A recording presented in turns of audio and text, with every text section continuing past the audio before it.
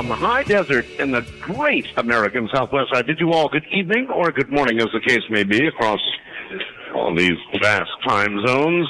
Boy, there are a lot of time zones, from the Hawaiian and Tahitian Islands out west, eastward to the Caribbean and the U.S. Virgin Islands, born in St. Thomas, south all the way into South America, north to the pole, and worldwide on the Internet. I'm Marcel, great to be here. All right, now, Malachi Martin, eminent theologian, expert on the Roman Catholic Church, former Jesuit, professor at the Vatican's Pontifical Biblical Institute, is the author of such widely acclaimed national bestsellers as The Final Conclave, Vatican, The Jesuits, The Keys of This Blood.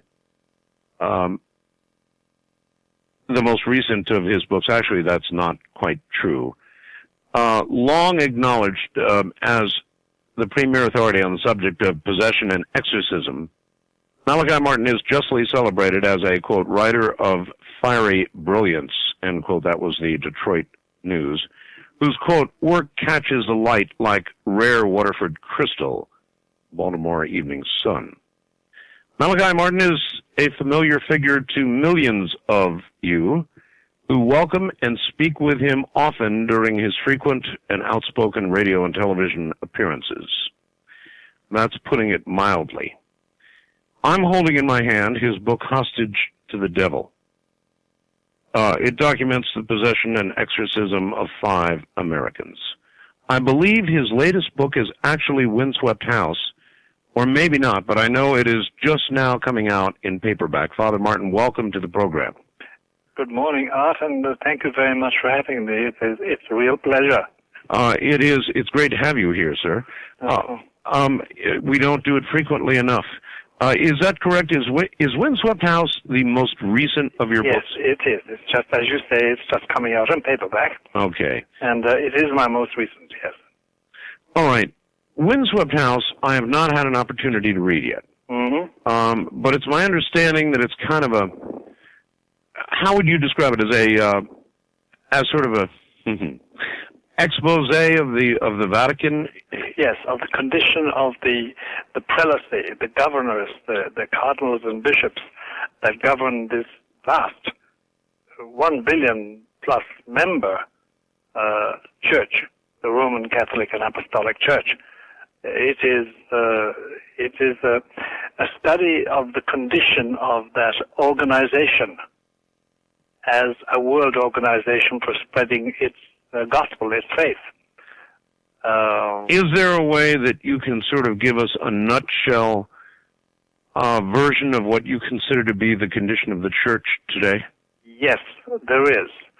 And let nobody sort of cavil at it in the difficult sense or the painful sense of the word, but listen to it because it seems to correspond with reality. And after all, in the matter of faith and religion, it is a matter of attaining what is there, the real.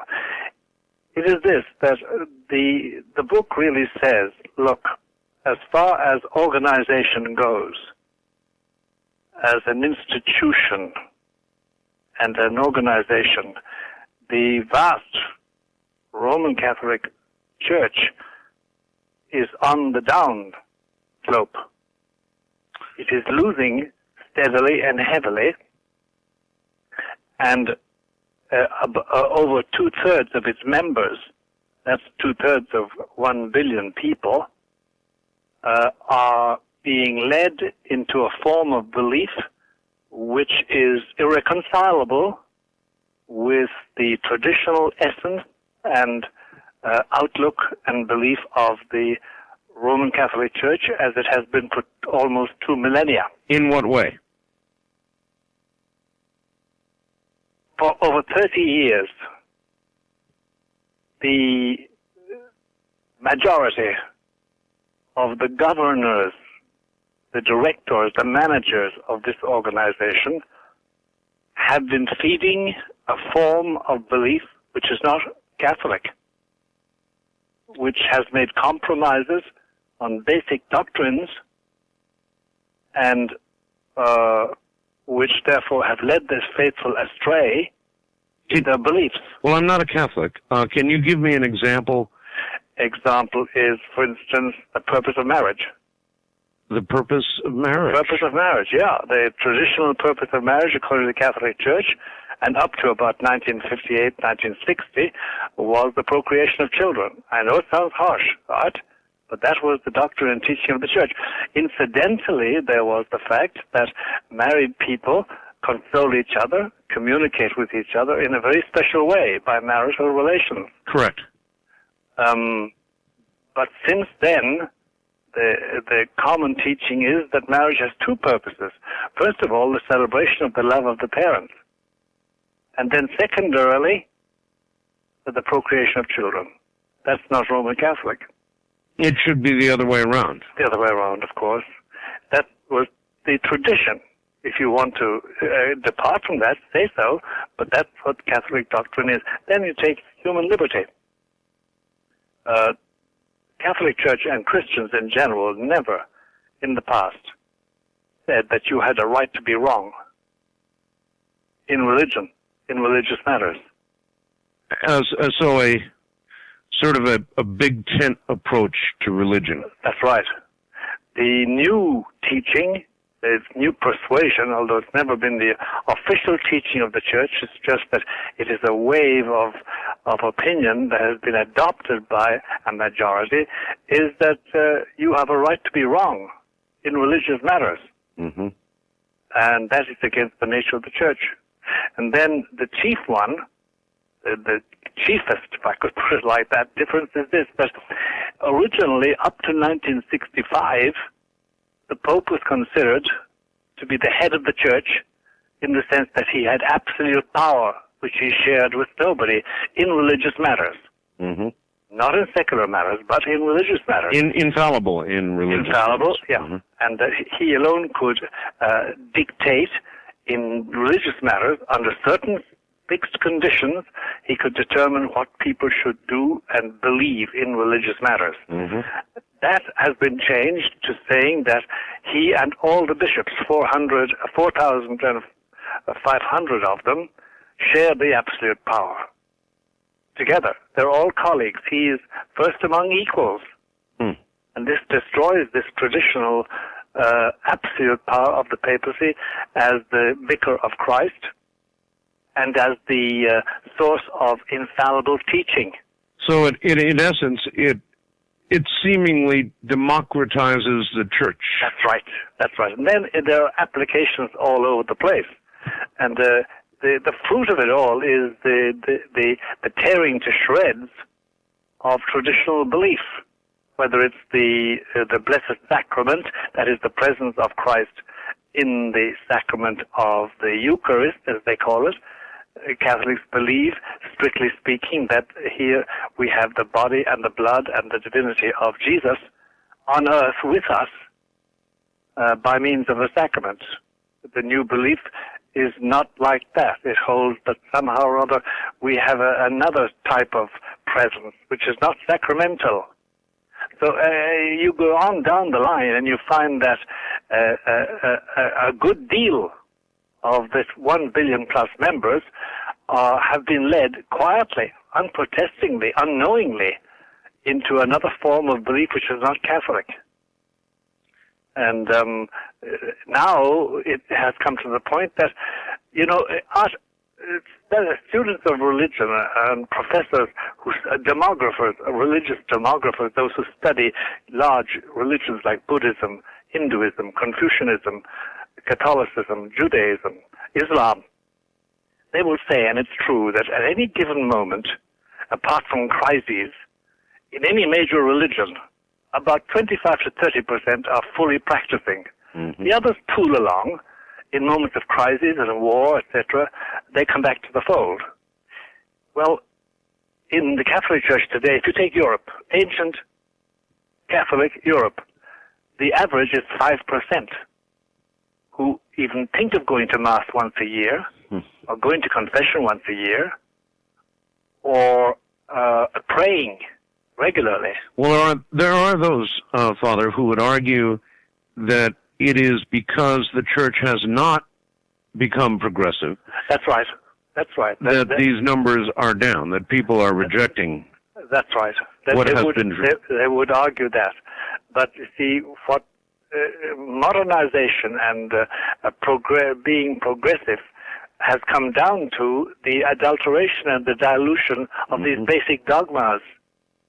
And that's why the attendance is bad, the practice of faith is bad, and on all the chief moral points on which Catholics were adamantly fixed, like marriage without divorce, contraception, against abortion, against sterilization, against homosexuality. All those points are moot at the present moment in the majority of so-called Catholic lands. How inside the church did this occur politically? This occurred politically because for 3 years, between 1962 and 1965, before the majority of people who are listening probably were born, a meeting took place in Rome called the Second Vatican Council. And the people who emerged as the controllers of the discussions, it was attended by all the bishops of the church at that time, and that was roughly 2,800 bishops. The people who controlled their discussions set out to do precisely that. And they were cardinals and bishops and officials. They had these ideas. They had had them for a long time. And by parliamentary stratagems and by very careful assembling of coalitions of votes, they got these doctrines, these new outlooks, voted in as official dogmas and teachings of the Roman Catholic Church. And we had a pope then, Pope Paul VI, who in his weakness went along with them. And that's what happened. And you see, remember this, that Catholics were taught to obey what they were told. Right. And suddenly their bishops turn around and say, now you will do this, now you will hold this, now you will believe in this way. And the majority said, all right.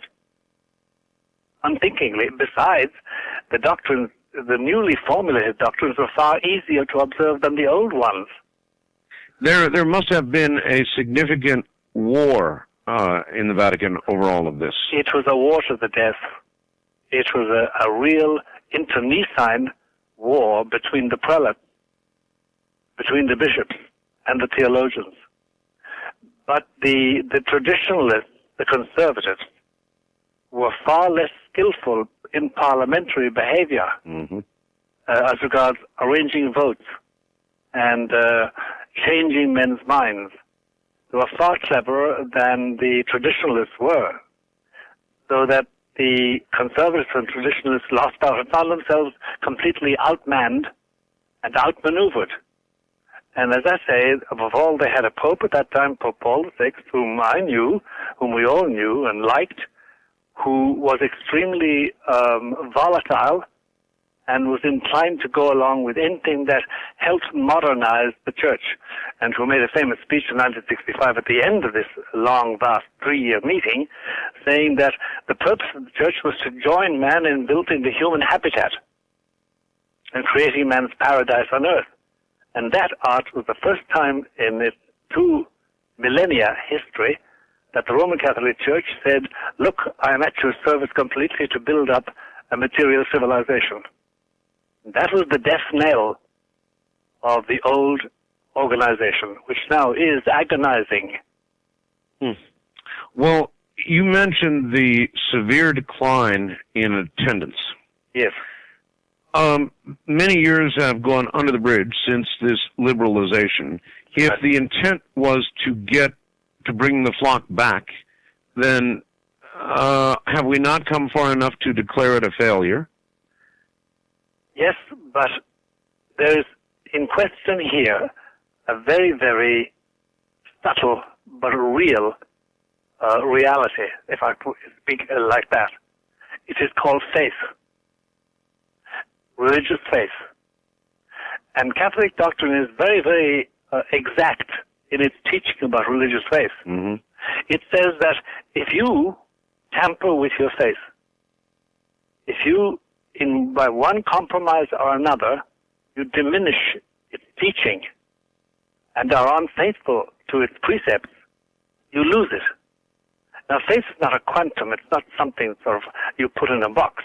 It's a dimension of the soul affecting your mind and your will and your memory, and therefore your sensuality, your entire being. If you diminish it to such a point that you compromise its basics, it slowly is dissipated. You can lose your faith. And once you lose it, you don't know you have lost it. You do think the other fellow who is stuck to his faith is a fool, observing things that he needn't observe. But what has happened to you, not you, Art, but what has happened to one, is that one's faith has been diminished to the point of no return. And therefore you don't know you're wrong. In other words, the old principle, if you lose your faith, you don't know you've lost it. Mm-hmm. And once you've lost it, there is no guarantee you will ever get it back. No guarantee you will ever realize that once upon a time you did believe in certain truths mordantly and fixedly, and once it's gone, well, now the faith of millions has been affected in basic things like the presence of our Lord Jesus Christ in the sacrament, like the absolute position of the Pope as the only infallible teacher under certain fixed conditions, the nature of marriage, the purpose of man, human liberty. It embraces the entire gamut. Well, then one must ask, has the Vatican made an irreversible mistake? That's what you seem to be saying. Yes. The Vatican has made an irreversible mistake as regards the structure of the Church and as regards the way doctrines should be taught. But now, when we say Vatican, though, you see, Vatican is, we must understand what Vatican is. It is, materially, it's a golf-sized area on the bank of the river Tiber in Italy. Yes. And there resides the Pope and his officials, about 4,000 or 5,000 of them. That's the Vatican, strictly speaking, and it's in Rome. It's a part of Rome, the capital of Italy. The Vatican, religiously, is this collection of officials and bureaucrats technically speaking, under the direction of the Pope. Now, but what has happened is that power has been transferred from that bureaucracy and that papal organization to the bishops themselves. They make decisions which the Vatican doesn't like, but it has no longer any power to change. All right, Father, hold on. We're at the bottom of the hour. When we get back, we're going to ask about a specific name. Names. I'm Art Bell. Well, all right. Father Martin, in Windswept House, you refer to a cardinal, a certain cardinal, not by name. Yes. Would that name possibly be Cardinal Casaroli? He is mirrored there, yes, the character of Cardinal Casaroli. By the way, this cardinal you just mentioned, Casaroli, has just died. Passed on, yes. He's passed on, as we say. So then we can perhaps safely mention his name. Yes, I think so, with reverence. No matter how different we are in opinion from him, we must give him a certain amount of reverence because he was a prelate. And what role did he play in these changes? He played a capital role because he was the equivalent of what you would say the foreign minister and the Secretary of State and chief advisor to at least two popes. And he had tremendous influence in molding the attitude of the Vatican as a power, because it is a power, to the communist empire of the Soviet Union. And then, by derivation, on the ordinary activity of ordinary Catholics. And his view was extremely brilliantly inculcated and practiced, but with disastrous effects. Because, in effect, he accepted the status quo in the Soviet countries, where Catholicism was suppressed, and where its representatives were imprisoned and killed and tortured. And he was an extremely rigid man as regards devotions and as regards beliefs. He had no use, for instance, for a central belief of Catholics today, which centers around a small town in Portugal called Fatima, and the revelations of Fatima, and the miracle, which was a genuine miracle by all accounts, in 1917 taking place in Portugal, which is a very influential event in the life of the Church. He was secular-minded compared to his predecessors in that post. And his influence was enormous, enormous. So then the unnamed cardinal in Windswept House is Cardinal Casaroli. Yes, to a large extent, the career of Casaroli is mirrored in what we say in the Windswept House about a man called Maestro Yanni. That was the name that this man had, to a large extent. The effect was disastrous because he implemented the policy of live and let live with the communist regimes and establish relations with them. It was the first time that you'd find a cardinal of the Holy Roman Catholic Church clinking glasses in the Kremlin with those who at that same time were persecuting his fellow co-religionists throughout the Soviet Empire. Well, going back even further, there was also the sound of clinking glasses with the Nazis, was there not? Yes, there was. Yes, there was.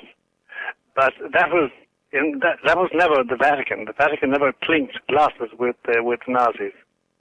There was continual friction because the man in charge of the church at that time was a man called Pacelli, Eugenio Pacelli, better known as Pius XII. And he abhorred the Nazis. And he abhorred fascism as such. And he did his best to condemn them in a very difficult situation. Probably a lot of our listeners are acquainted with the controversy about Pius XII, the Pope, but that he ever had any love whatever for Hitler and company is an established fact. He had none ever. And there was no clinking of glasses. Now, individual clergymen did, but they were always reproved by him and, if possible, ousted from their particular location, wherever they were. If these changes, as you have described, are irreversible within the Church, yes, then where is the Church going? In one word, underground. Underground? Underground, yes. The structure as it is creaking and groaning and not carrying the weight.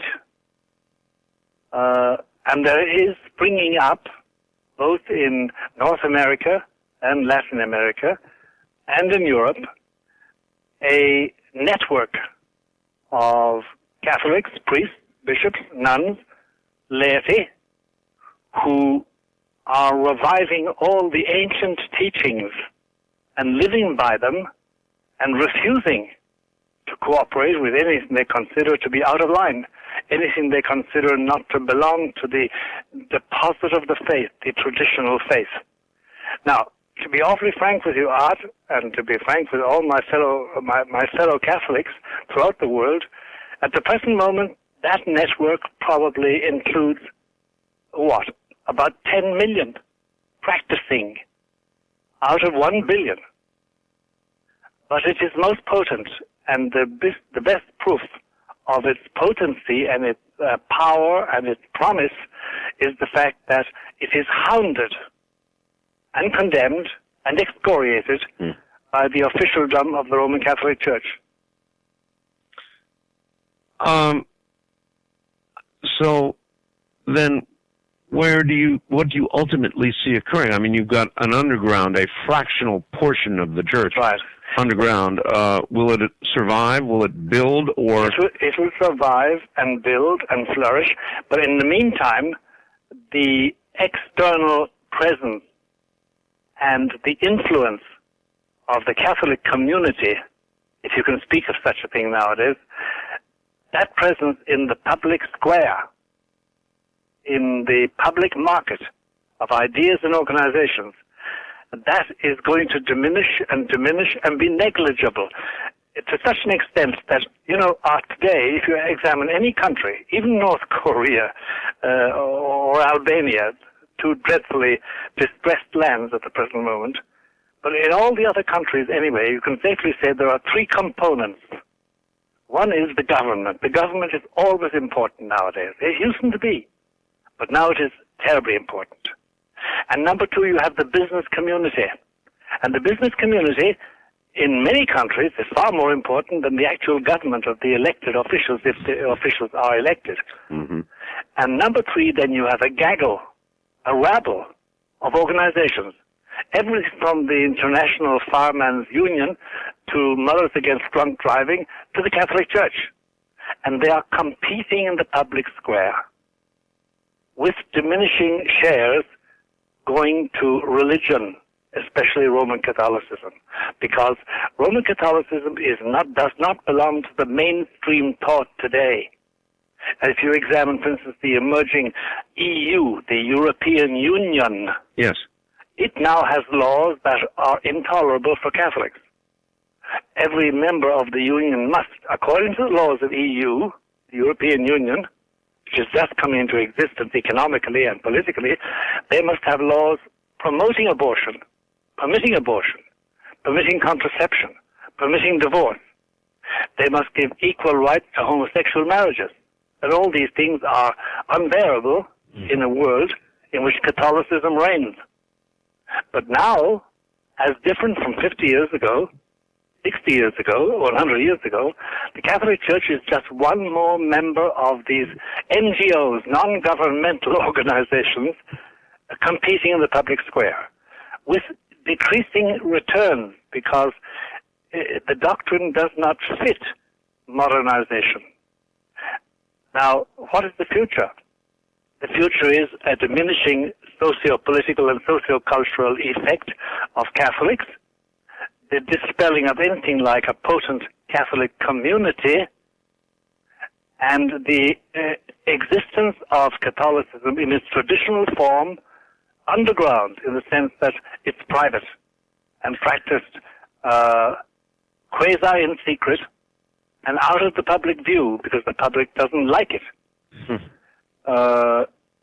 And there will always be, not always, but there will be for quite a long time, a public facade in which there is a group of officials, bishops, priests, all the way up to the papacy, who will maintain the exterior facade, but the power will be gone.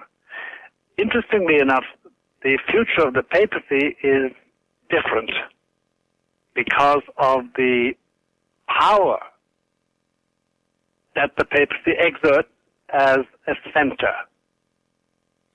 But that's a wider question. Yeah, it will be. You're saying it will be different, or is different in.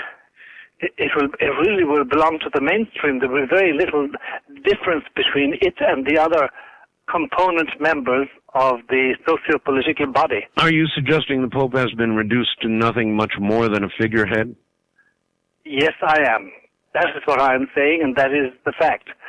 That is in actual effect on politics and on culture. There no longer is really a Catholic influence in this country, or in North America, or in Latin America. There's no longer any real influence at all. And it's a diminishing influence that they do exert, and every year brings defeat after defeat after defeat. For instance, take a very common example, a very prevalent example, Art. There's a play called Corpus Christi by a playwright, very well known, Terence McNally, Irish origin, of course.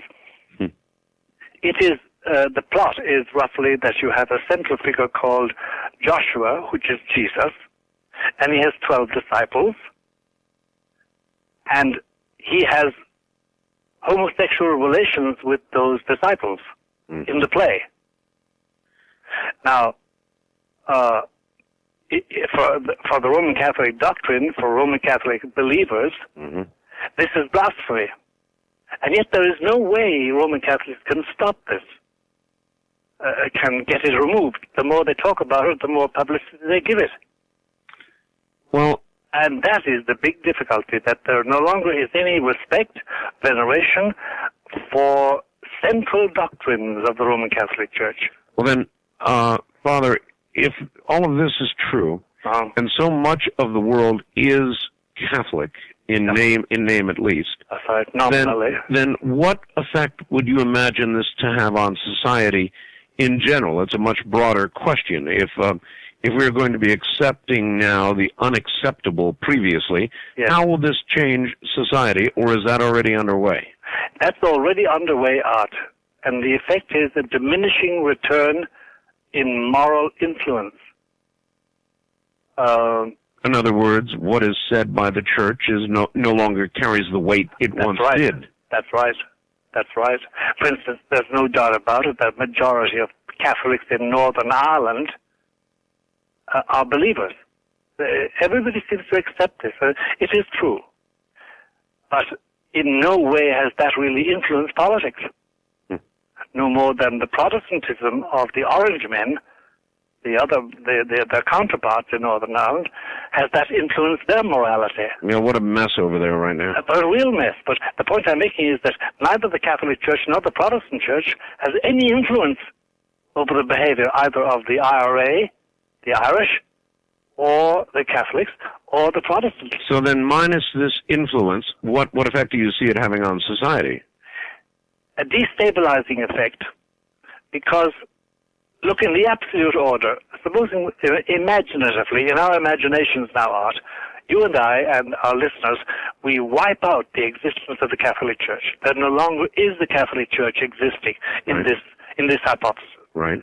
But no pope, no bishops, no cathedrals, no churches, no religious orders, no schools, no academies, no institutes, no influence. They belong to museums. If you do that, if such a happening did take place, a black hole would appear in human society. Because the Catholic Church, culturally, socio-culturally, through its religious influence and its religious monuments and its religious tradition, does exercise a restraining hand. If that's gone, then all demographers I know say it will be catastrophic. Completely catastrophic. Just as if, for instance, in Arab lands, from Algeria to Indonesia, Islam suddenly disappeared, there would be chaos. Because religion does, whether it's Islam or Catholicism, in their particular lands, do introduce a socio-cultural balance. Mm-hmm. And that is why the real enemies of the Roman Catholic Church, and the Roman Catholic Church has real enemies, never wanted to destroy the organization. It's too valuable as a socio-cultural and socio-political stabilizer. They want to control it. If it no longer has that value, then will the same restriction on its destruction remain? Yes, it will. It will. And of course, nobody can predict the future. Nobody can say what is going to happen in 2020, 2030, 2050, and 3000. We don't know even if we will attain that age for the church or for the human race. If we will go through most of the next millennium, we don't know. But we can safely say certain things, that the diminishing return of the influence of anything like a Catholic community forebodes, or bodes a terrible absence in social and political life. Are we to imagine at some point homosexual priests? Are we to imagine the ending of the institution of marriage as we have known it? Are we to imagine a church that will accept anybody's conception of God and religion and how it was and how it is? Art, we have it already. To a large extent, we have it already. In certain dioceses, for instance, in the United States, the diocese being the locality governed by a bishop, there are married priests living with their families. Yes. In contravention of the law of the Church of Celibacy. There are homosexual priest organizations here and abroad, and in Latin America. There are women priests, that is, that women who have undergone ordination ceremonies and who faithfully say what they call Mass every so often, investments with the chalice, etc., with the usual accoutrements of a Roman Mass. There are bishops who openly flaunt the authority of the Pope and the basic dogmas of the Church. We're well along our way. There is, too, which we must keep on saying, there is a large body of Catholics of that 1 billion plus membership, a large number of Catholics who groan beneath this, who know it's wrong, but who can't do anything about it. Because, again, the organization of the Church is very tight. And if you start at the Pope and go down to the smallest little parish priest stuck away in the smallest little parish, you will find that in no position of authority, anywhere in that vast network of organizations of bishops and priests and organizations and committees and dioceses and parishes, in no place is there one traditionalist. They have all been outed and ousted. Outed and ousted. Yep. So the prognosis is bad from the point of view of socio-political presence and socio-cultural influence. Now, what will happen after that is one can hypothesize, but that's the situation. And that's really the purpose of Windswept House as a book, to expose all of that. That's right, Windswept House. And it took place in the 20 years, chiefly in the 20 years of Pope John Paul II, whom many people describe as a conservative, a traditionalist. I understand that Windswept House is available nationwide in bookstores, or it ought to be. Right, it ought to be. But then I guess some people have been unable to find it. That's right. There is I can give, if you permit it, I can give an address where they can always apply for a copy of the paperback. Please. It is, therefore, to Malachi Martin, care of Post Box POB 295, Lodi, Lodi, Wisconsin, 53555. They will always get a copy by corresponding with that address. I'll repeat that again, POB 295, Lodi, Lodi, Wisconsin, zip code 53555. How much trouble are you in with the Church? Well, you see, this is the very interesting point about it, Art. I visit Rome. I see the people I want to see, including John Paul II. Not as often as I used to, because the fact that this Pope's health is precarious, and besides he is surrounded by people who not only dislike me, but dislike him. One man whom I know sees the Pope professionally in the health field will tell me constantly, look, when I see the officials around him, there's more hate than affection. For the Pope. Than respect for this man. All right. Father Martin, hold on a moment. We'll pick up on this when we get back. And I've got some very, very provocative questions to ask Father Martin. Then I'm going to turn him over to you, folks. We're going to get the lines earlier than we normally do with Father Martin, because we haven't done it past Don't Touch That Dot. Well, all right. To summarize the first hour with Father Martin, Father Martin is a conservative within the Church, even a fundamentalist. He suggests that the Church has irreversibly begun to move away from all of its original teachings and tenets. Irreversibly so, once again. And that this will produce changes, of course, in society, because the Church, not only the Catholic Church, but churches and religions worldwide, have been pillars on which societal behavior is based. And I think that pretty well sums it up. Windswept House is a novel. It is fiction, except it isn't fiction, is it, Father? No, it's not. But it's far easier and allows some room for your imagination and therefore for explanation of what is happening, the dire happening, to the Roman Catholic Church, which up to, 40 years ago, was a monolith in society, Europe and the Americas especially, but worldwide too. And to describe this, of course, you're going to walk on several people's feet, and you're going to have to discuss existing people, which one must always do with reverence, a certain respect, because they are there, and their office, they hold high office.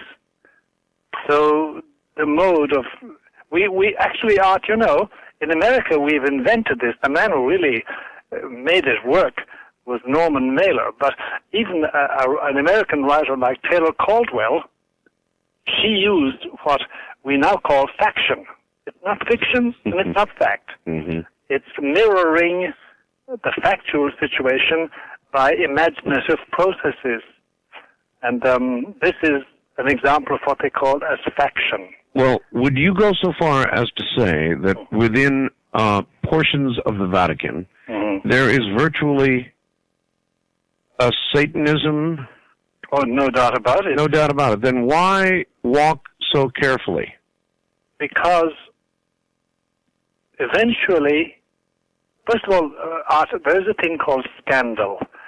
Scandal in this sense that sometimes to tell the naked truth to people is so shocking that it is destructive of them.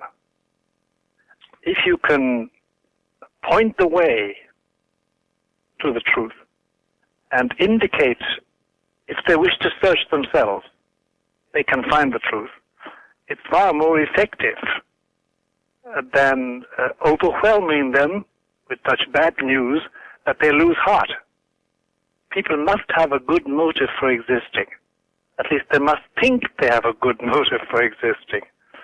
No man can exist on nothing. He must have some motivation. And you can destroy the confidence in life by painting an utterly accurate but bleak picture. So, no, one must be careful. One must not scandalize in that sense. But one must try and point to the truth and educate people slowly. I have beautiful friends in the Catholic Church and in other churches and in other religions, but talking about my Catholics, and I hesitate to disturb them in certain ways, knowing that with wisdom and the years and prayer and their own goodness, they will arrive at the full truth. In the meanwhile, I must temper my critiques and my criticisms so as not to completely shock them. I think it's a common phenomenon. Well, unless you expect this movement to remain underground for nearly all eternity ahead, isn't there going to have to be a shock? Oh, yes. Oh, yes. Ultimately, yes. There's no doubt about it. And, Art, I could say this. I dislike predictions, in spite of the fact that my name, Malachi, is the name of a prophet, a minor prophet in the Hebrew Bible. I dislike predicting that. This can't go on for long within the Catholic Church. Something is going to give. It's going to implode. Something is going to give. That will be the day of reckoning. Can you imagine the mechanism by which something will give? Yes, I can imagine the mechanism. How? Well, without naming names, which is always tough. I could name off, say, in the American bishops, there are about 250 of them. Yes. I could name off 20 to 30 to 40 who are quite capable of taking up a stance as regards church morality and church practice at complete variance with Rome and saying to Rome, like it or lump it. You're talking about a revolution. Yes. A clerical resistance to all advances by the traditional Roman authority. I can quite imagine it. And in France, and in Austria, and in Belgium, and in Holland, and in Italy, and in Spain, and in Ireland, and Poland, traditional Catholic places, I can see that that fire taking place, and people saying, no, we're Catholics, but we don't share your opinions, and going their way, which of course will be fragmentation and complete destruction of church unity, such as it is. Could there be a complete schism? Well, that is the part which saddens one's heart. Schism is a very interesting thing. Schism means this, that you and I, who believe the same truths, the same religious dogmas, we differ as to authority. Yes. That's schism. And I have beautiful schismatic friends in the Greek church and the Russian church and in the Protestant churches. They all believe the basic truths that I believe, but they will not acknowledge any authority of the Pope or of the episcopal line descending from the 12 apostles, which Roman Catholics claim. And that's quite bearable, that I can see schismatics possibly being saved finally and attaining heaven, speaking strictly as a traditionalist Catholic. Heresy is something else. Heresy is where you and I agree on a majority of doctrines, but we differ about one particular doctrine. And again, there are some beautiful heretical friends who are heretics, but whom I respect deeply. No, Art, what we're facing is something much more dire. And the Bible has named it already. It's called apostasy. And apostasy, as defined by the man who really lived through the apostasy, a man called Athanasius in the 300s and 400s of the first millennium. Apostasy means that you step away from the basic dogmas of the Christian faith so that you can no longer be called a Christian or a Catholic. We are faced with apostasy. Not merely apostasy by scholars, academicians, professors, theologians, but apostasy in the people. There is a spreading apostasy. All right, perhaps this fax that I've got is an example, will serve as an example, and you can address it. It's from Tom in Michigan, and he says, tonight for the first time I've got to dispute Father Martin. Mm-hmm. But he's saying we do not have the right to be wrong. This goes against all I've been taught. I was taught by my Catholic upbringing that God gave each of us free will. Mm-hmm. To say we do not have the right to be wrong means that we do not have free will, that we all should just follow blindly, that we have absolutely no control over our lives because we are controlled. Mm-hmm. If you don't have the right to be wrong, it is the pinnacle of contradictions. Mm-hmm. We are all wrong if there is one and only one correct guideline, and we would all have certainly sealed our fate, or should I say, our fate has been sealed for us because we cannot be wrong. Mm-hmm. Which is it? Do we or do we not have free will? We have free will, but if that free will is correctly defined, that free will is the liberty to choose what is right. It's not simply caprice, whim. Whatever I want, I do. Whatever I want to believe, I do believe. That's not freedom. That's not the Christian idea of liberty was never that. And number two, also, he must remember, it's a very intelligent question, but he must remember that the choice to be made must be made with God's grace, because otherwise we make choices which have nothing to do with God at all, or with the truth of man's existence. So it's what you consider to be liberty, and liberty is best defined as the ability to do what you should do, to believe what you should believe. And you are not free to believe anything that you think is okay. You must align that with the revelation as it came through Jesus Christ and his church. If not, you're on the wrong line. It's a hard doctrine, but that's Catholicism, and that is basic Christianity. The kind of dispute or level of dispute that you're talking about within the church now is very severe indeed. And the last time you and I met on the air, it was on the eve of 2 murders in the Vatican.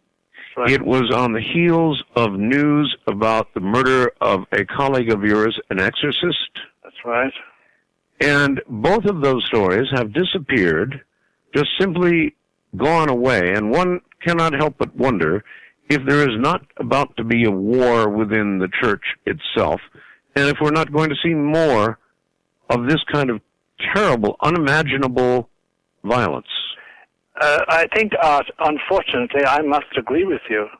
We are going to see much more of that because the strain in the church is going to show. It will not be merely indifference, where people simply say, it doesn't matter, you can do what you like.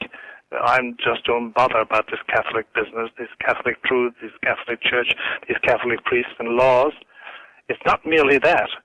It's that there is now a mainstream choice in morality and outlook and standards of living that is irreconcilable with Catholicism and with basic Christianity, to such a point that it is already a great liability to be a practicing Catholic, to be a practicing Christian. It's a big liability in the public square.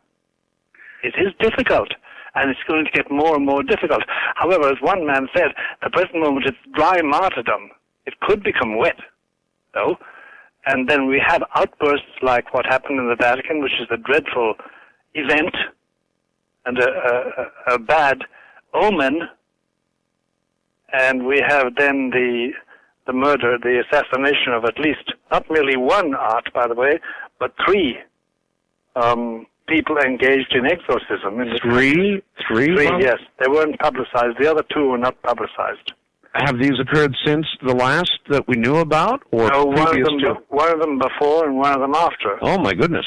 Yeah, but they have not been publicized. As you know, there's a general principle in the civil authorities in this country, and it's a good one, in general, that you do not emphasize. If you come across death, and there are obvious signs of Satanist worship, Satanist involution. It is not publicized. It is not publicized. That part is hidden and kept quiet. Because, why? Well, because it disturbs people. Because it is disturbing. Because there's also the copycat syndrome. There is, yes. People do say, well, I'll do that too.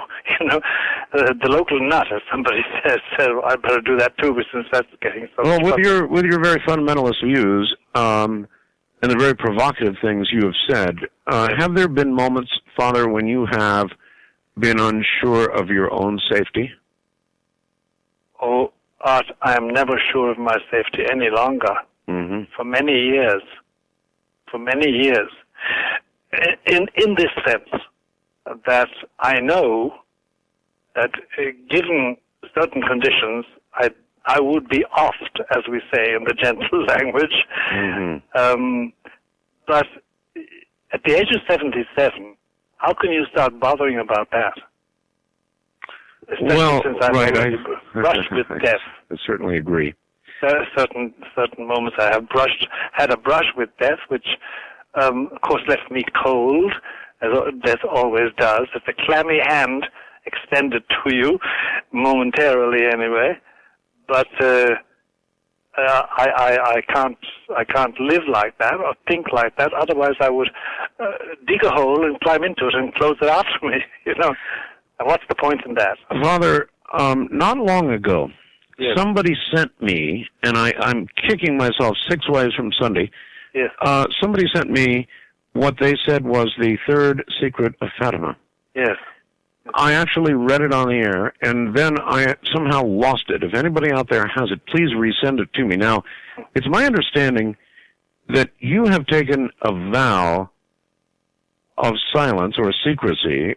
You have read the third secret. It was shared with you. Is that correct? It was given to me to read, yes. One morning early in February 1960.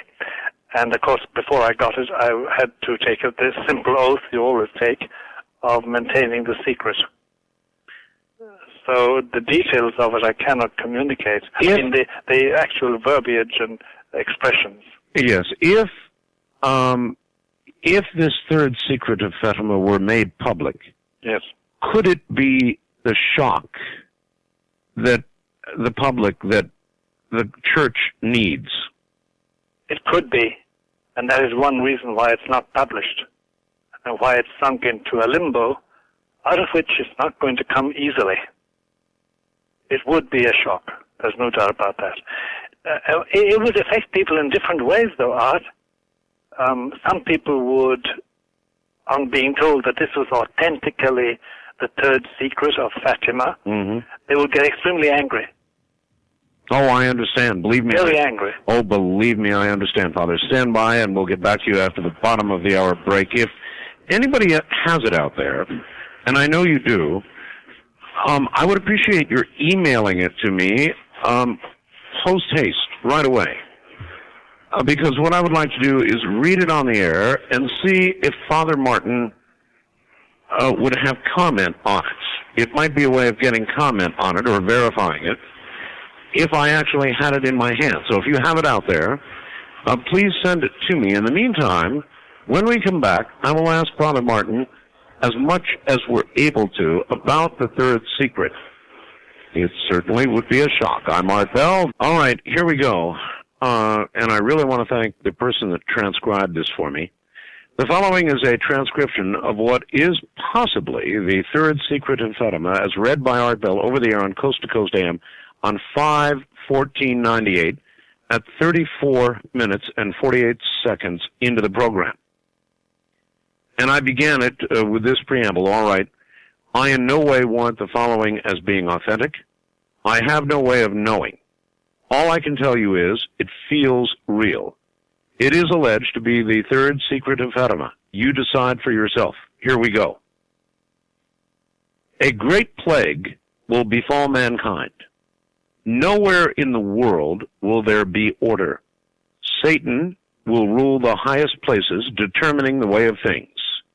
He will succeed in seducing the spirits of the great scientists who invent arms with which it will be possible to destroy a large part of humanity in a few minutes. Satan will have his power. The powerful who command the people and who will incite them to produce enormous quantities of arms. God will punish man more thoroughly than with the flood.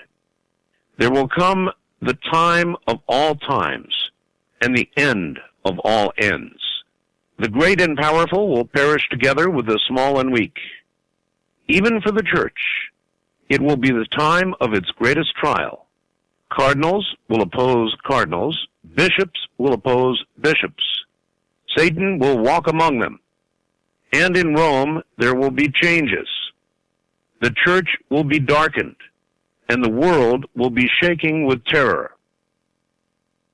One great war will erupt in the second half of the 20th century. Fire and smoke will fall from the sky. The waters of the oceans will change into steam, and the steam will rise and overflow everything. The waters of the ocean will become mist. Millions and millions of people will die from hour to hour. Whoever remains alive will envy the dead. Everywhere one turns one's glance, there is going to be anguish and misery, ruins in every country. The time draws nearer. The abyss widens without hope, the good to perish with the bad, the great with the small, the princes of the church with the faithful, the rulers with their people. There will be death everywhere because of the errors committed by non-believers and crazy followers of Satan, which will then, and only then, take control over the world. At the last, those who survive will at every chance newly proclaim God and his glory, and they will serve him as when the world was not so perverted. That's it. Father Martin? Yes, Art. Any comments on that? I've listened to that. And I suppose the measured response I should give to it is this, in two parts, really, two statements. It is not the text which was given to me to read. Okay. in 1960, there are elements in it which belong in the text. So, in other words, yeah, I'm trying to step as carefully as I can. In other words, you're suggesting this is not precisely what you had, but there are elements of what you just heard. Yes, there are elements which do belong in the third secret. That's about the most measured response I could give to it. Okay, that's fine, and I will not ask you to say more. But bearing in mind what I just read, yes, would you consider the third secret to be as traumatic as is suggested in what I read, or more so? More so. More so. More so. Yeah. Much more so. The without again, outstepping very carefully. Yes, sir. The central element in the third secret is awful, and it's not in that. It's not in that. It's not in the. No, it's not. Thank God. Now, I guess I would ask this. I understand that you have taken an oath. That's right. But have you considered that the shock that is required to turn things around may be this very serious, and that it may be that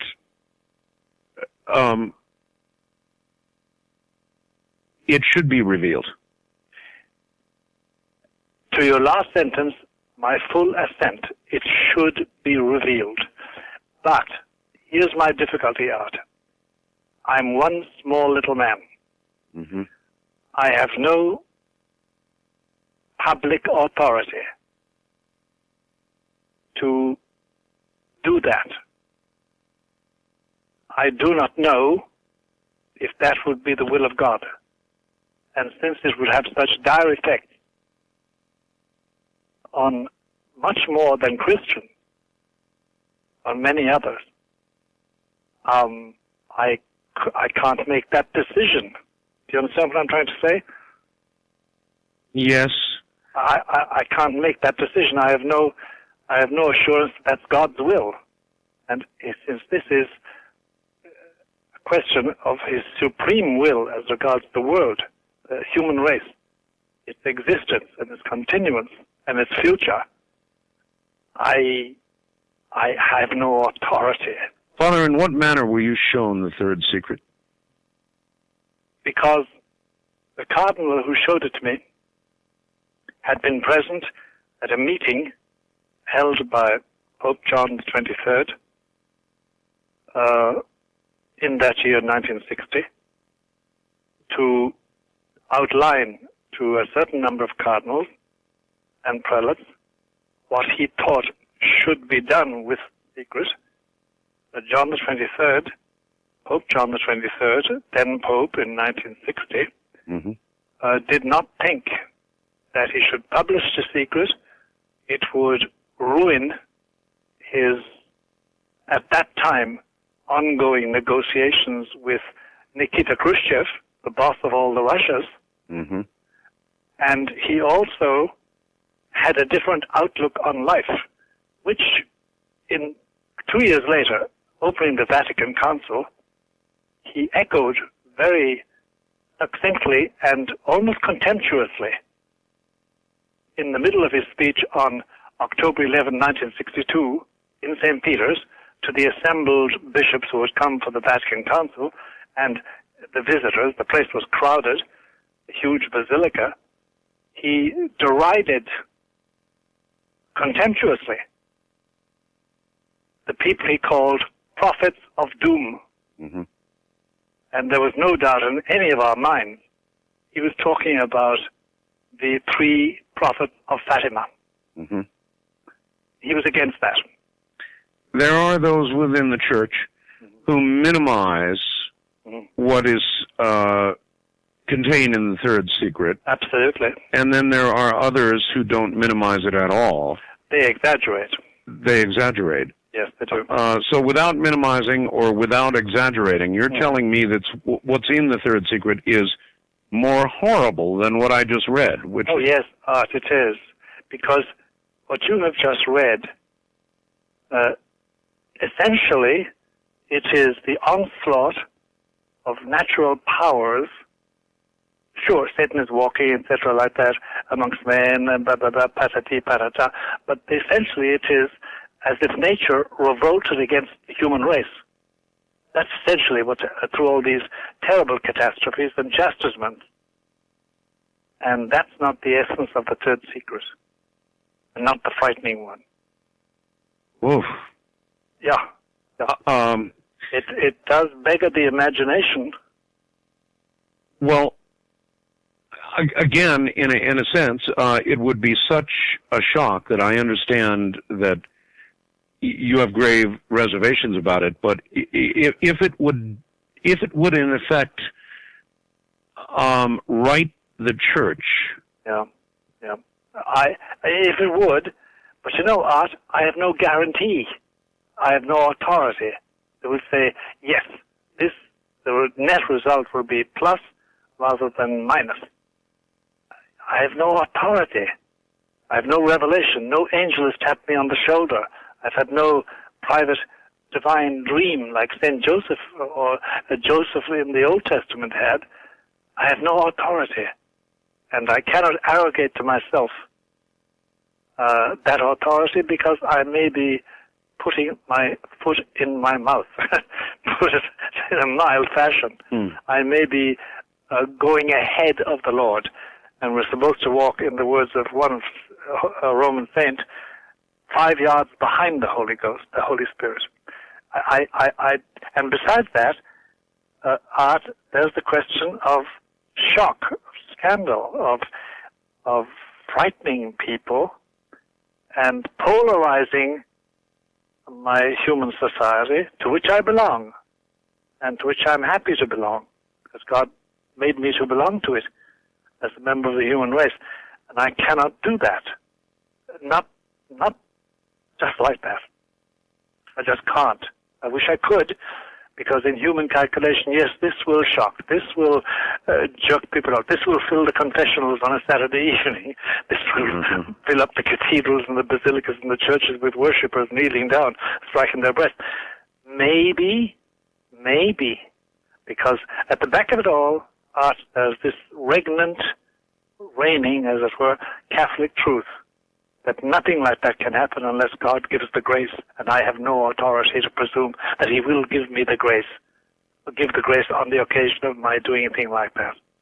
With what, how much weight, Father, do you give to the entire Fatima revelations? I consider it to be the key event in the declining fortune of the Roman Catholic organization, and the defining event for the near future of the Church in the in the next millennium, the third millennium. It's the defining event, and that is why strong men. I mean, see, Art, when we speak about strong men, the amazing thing about the statecraft people who practice the craft of state, like Casaroli, who's just died, or Pope John Paul II, is what people always remark say about great figures in history like Napoleon, like Hitler, like Stalin.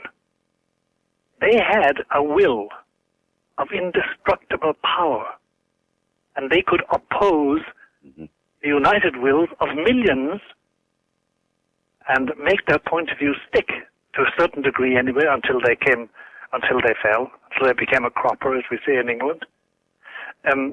Similarly, in Rome, there are men with strong wills. They're in statecraft all their lives. They are engaged in macro government, not merely of religion, but in state. They're up there amongst the greats. And they will not touch this with a barge pole. In what way does the Church have a role in what many see coming as a one-world government, a one-world control point? There are two responses to that, very brief responses. One is the response already chosen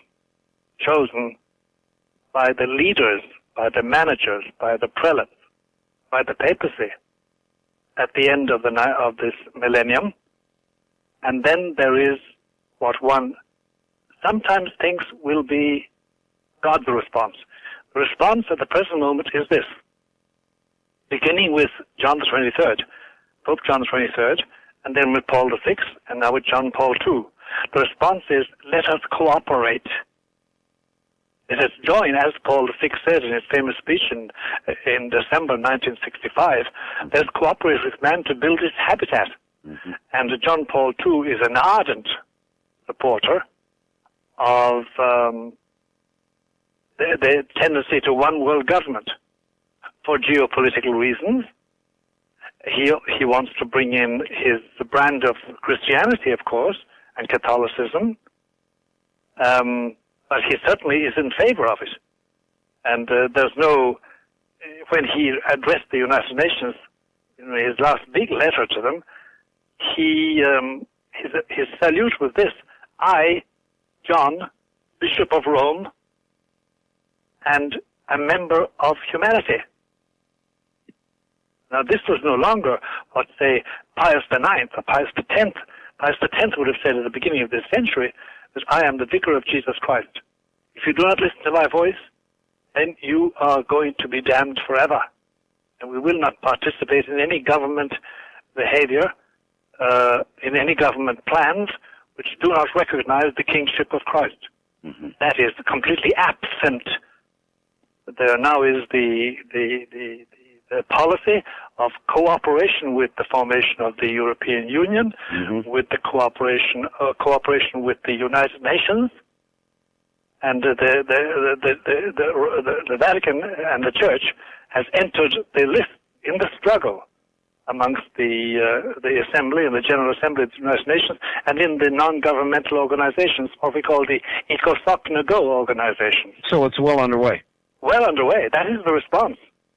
And remember, the Vatican has, on Vatican Hill, it has about, the figure varies somewhere, but it's over 140 ambassadors from the nations.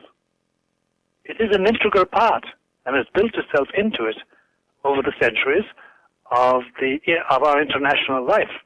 And it has its own ambassadors and representatives in over 90 countries. Including Russia, including Israel. And it has its representative in Beijing, not quite a diplomatic status yet, but they will get to that. All right, Father Martin, again, referring to what I read, which you said had partial echoes. Relevance. Yes, relevance, yes. Would you imagine that the person who wrote this had been privy in some way to the original text? Yes, certainly. At least by word of mouth, if not by reading. Yeah. All right, Father, hold on. Well, if that's the case, and you would like a copy of this, or you would like to read it, it is now on the website. Thank you, Keith Rowland, at www.artbell.com.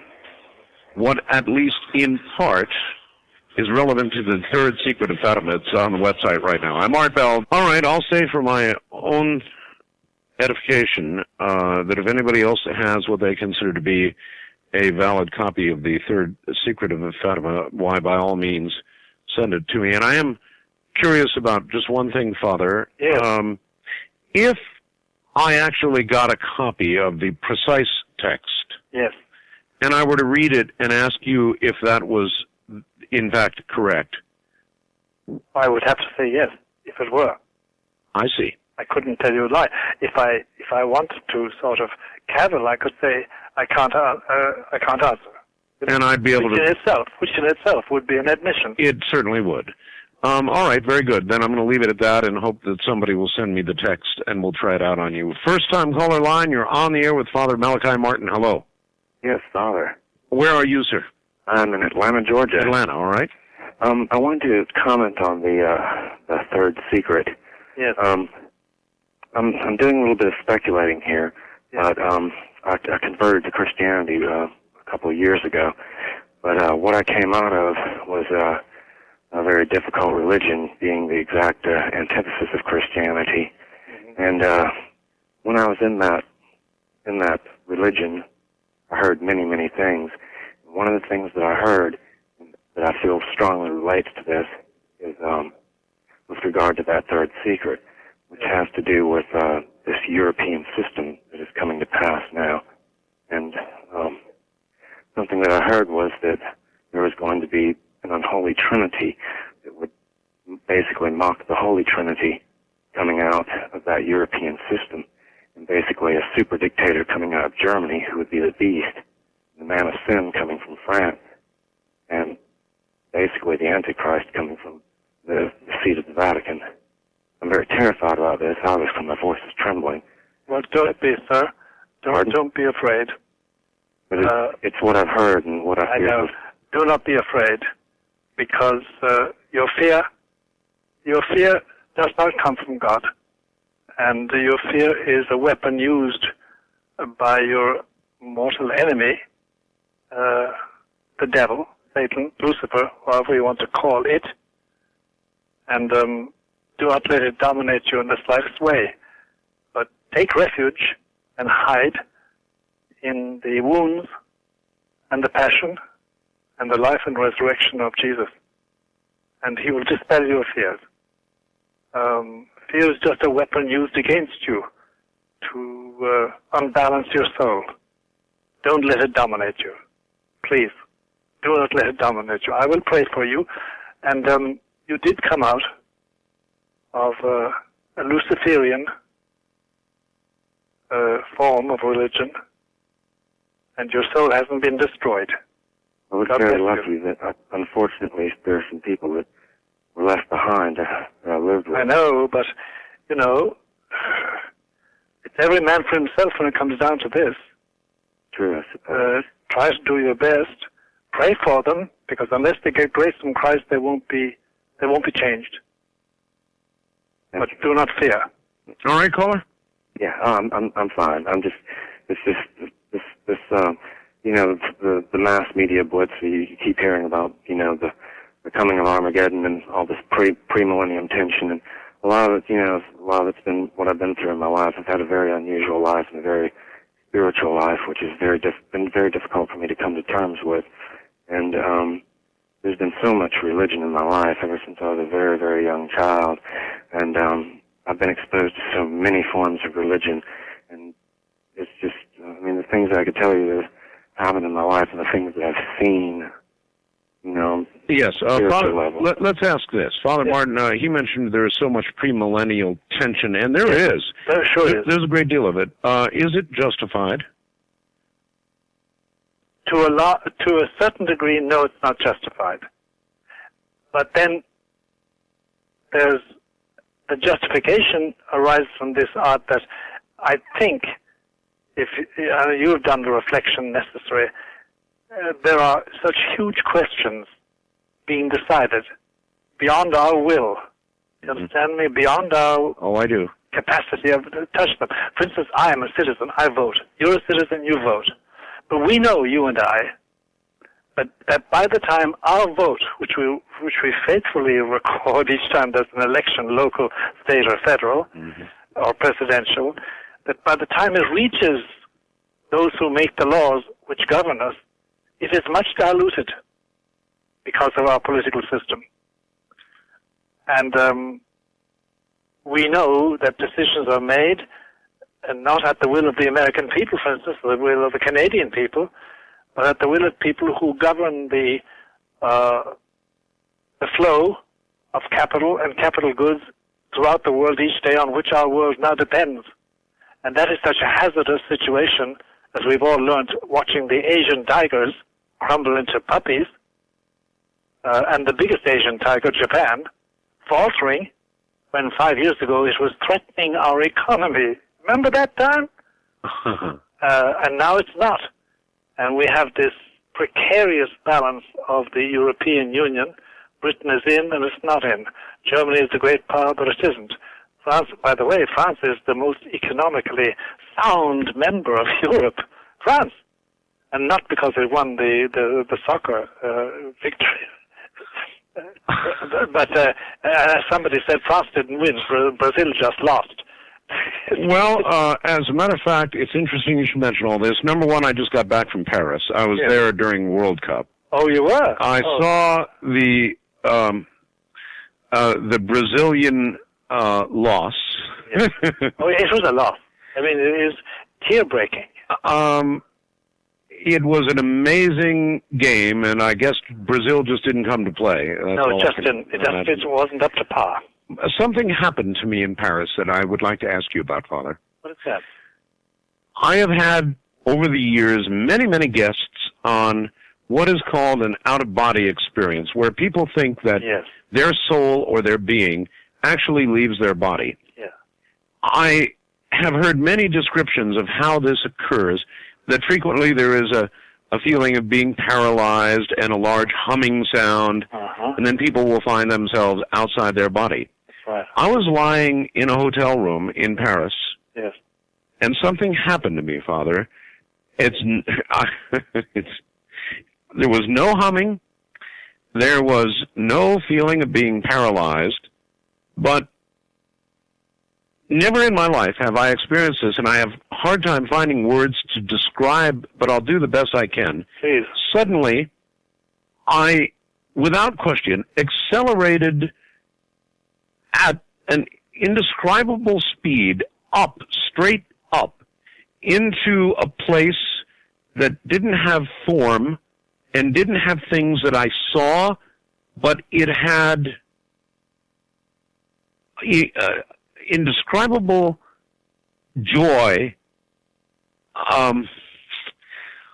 It had the most satisfying, incredible feeling I've ever felt. It was very short. I was very shocked, very surprised by it. It was brief, and I came but sharp. I came right back that fast, and I woke up my poor wife, and sat there saying, "Hon, I don't know, this was, I've had in my life flying dreams before. Sure. And when I wake up, I recognize that I have been dreaming. Yeah. I did not dream.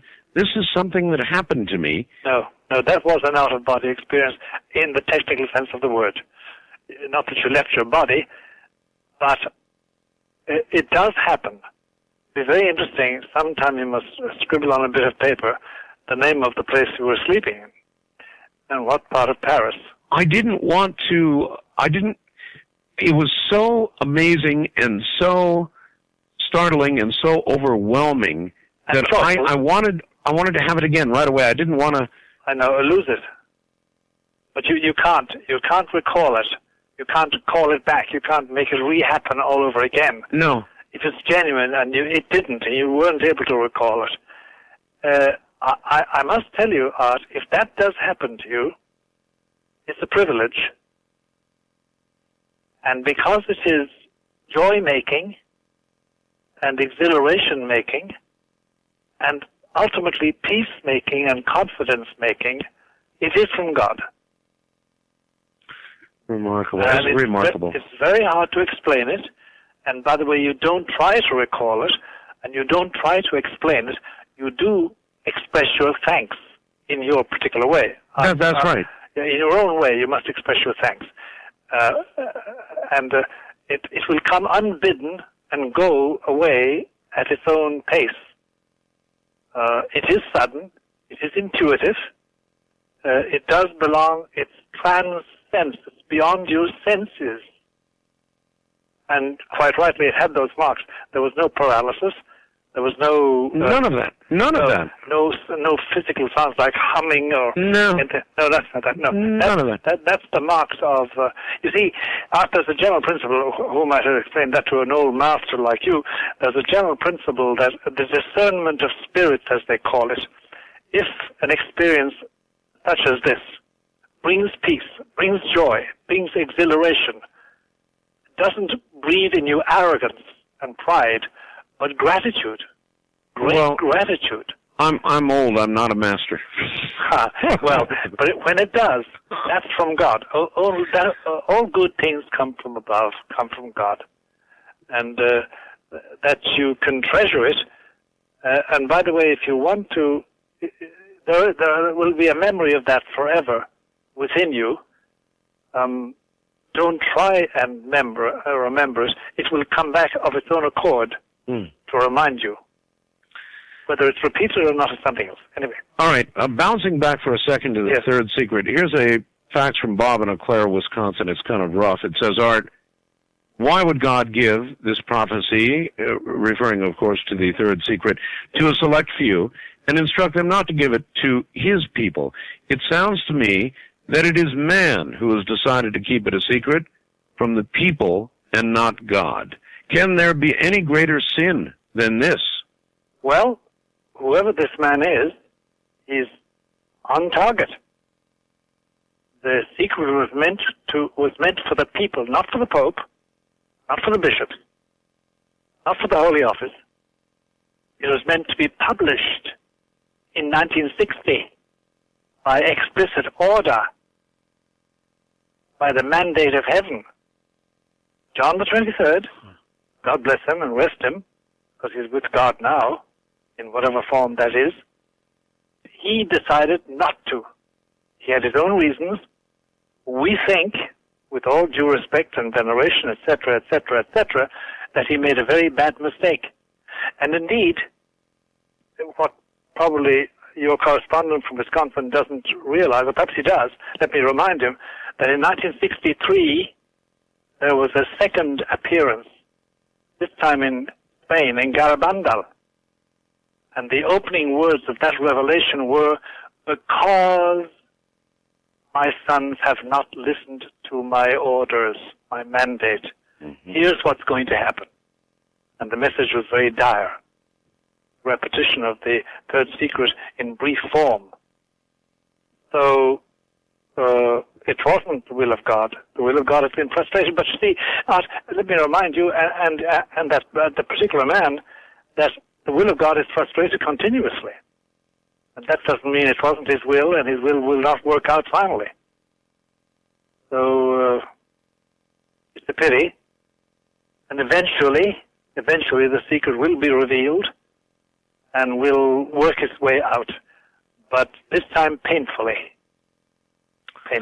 All right, Father. Wildcard line, you're on the air with Father Malachi Martin. Good morning. Hi, good morning. It's an honor, Father. I visited your website, and I left a message a while back. I don't know. You're probably very busy. No, I take all my messages. I download them all. And go over them. I guess I related to you that ever since I was young, I had a sort of I wouldn't say premonition. I don't think it was that sophisticated. It was more subtle. That everything, it seems to be without purpose. Now, I guess what I'm trying to ask now is, I'm 37 years old. Yes. I don't have the same love of life that my friends have. Yes. I seem to have in the back of my mind the sense that, well, it's all pretty much for nothing. Now, it isn't depression per se, but it is a sort of I thought of an intuitive thing that, well, maybe everybody's putting a little more into this thing and they'll never be able to take out. That it's worth. Yeah. And I thought to myself, has this to do, perhaps, with a premonition or some sort of sense of what may be coming? In this case, we mentioned the third secret of Fatima. I'm 37 years old. Let me ask then, by the time I'm 45, will I see these terrible things, if they are, however terrible they may be? If I were to sort of abandon any strict control and give you what I think, and that's what you're asking. Mm-hmm. I think, since you're 37, by the time you are 45, you will have seen the worst. My God. Now, but add this into the factor this following thing in. You have an angel, a guardian angel.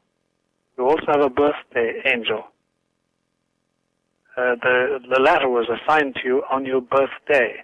The guardian angel was assigned to you when you were just a little zygote clinging to the endometrial wall of your mother's womb.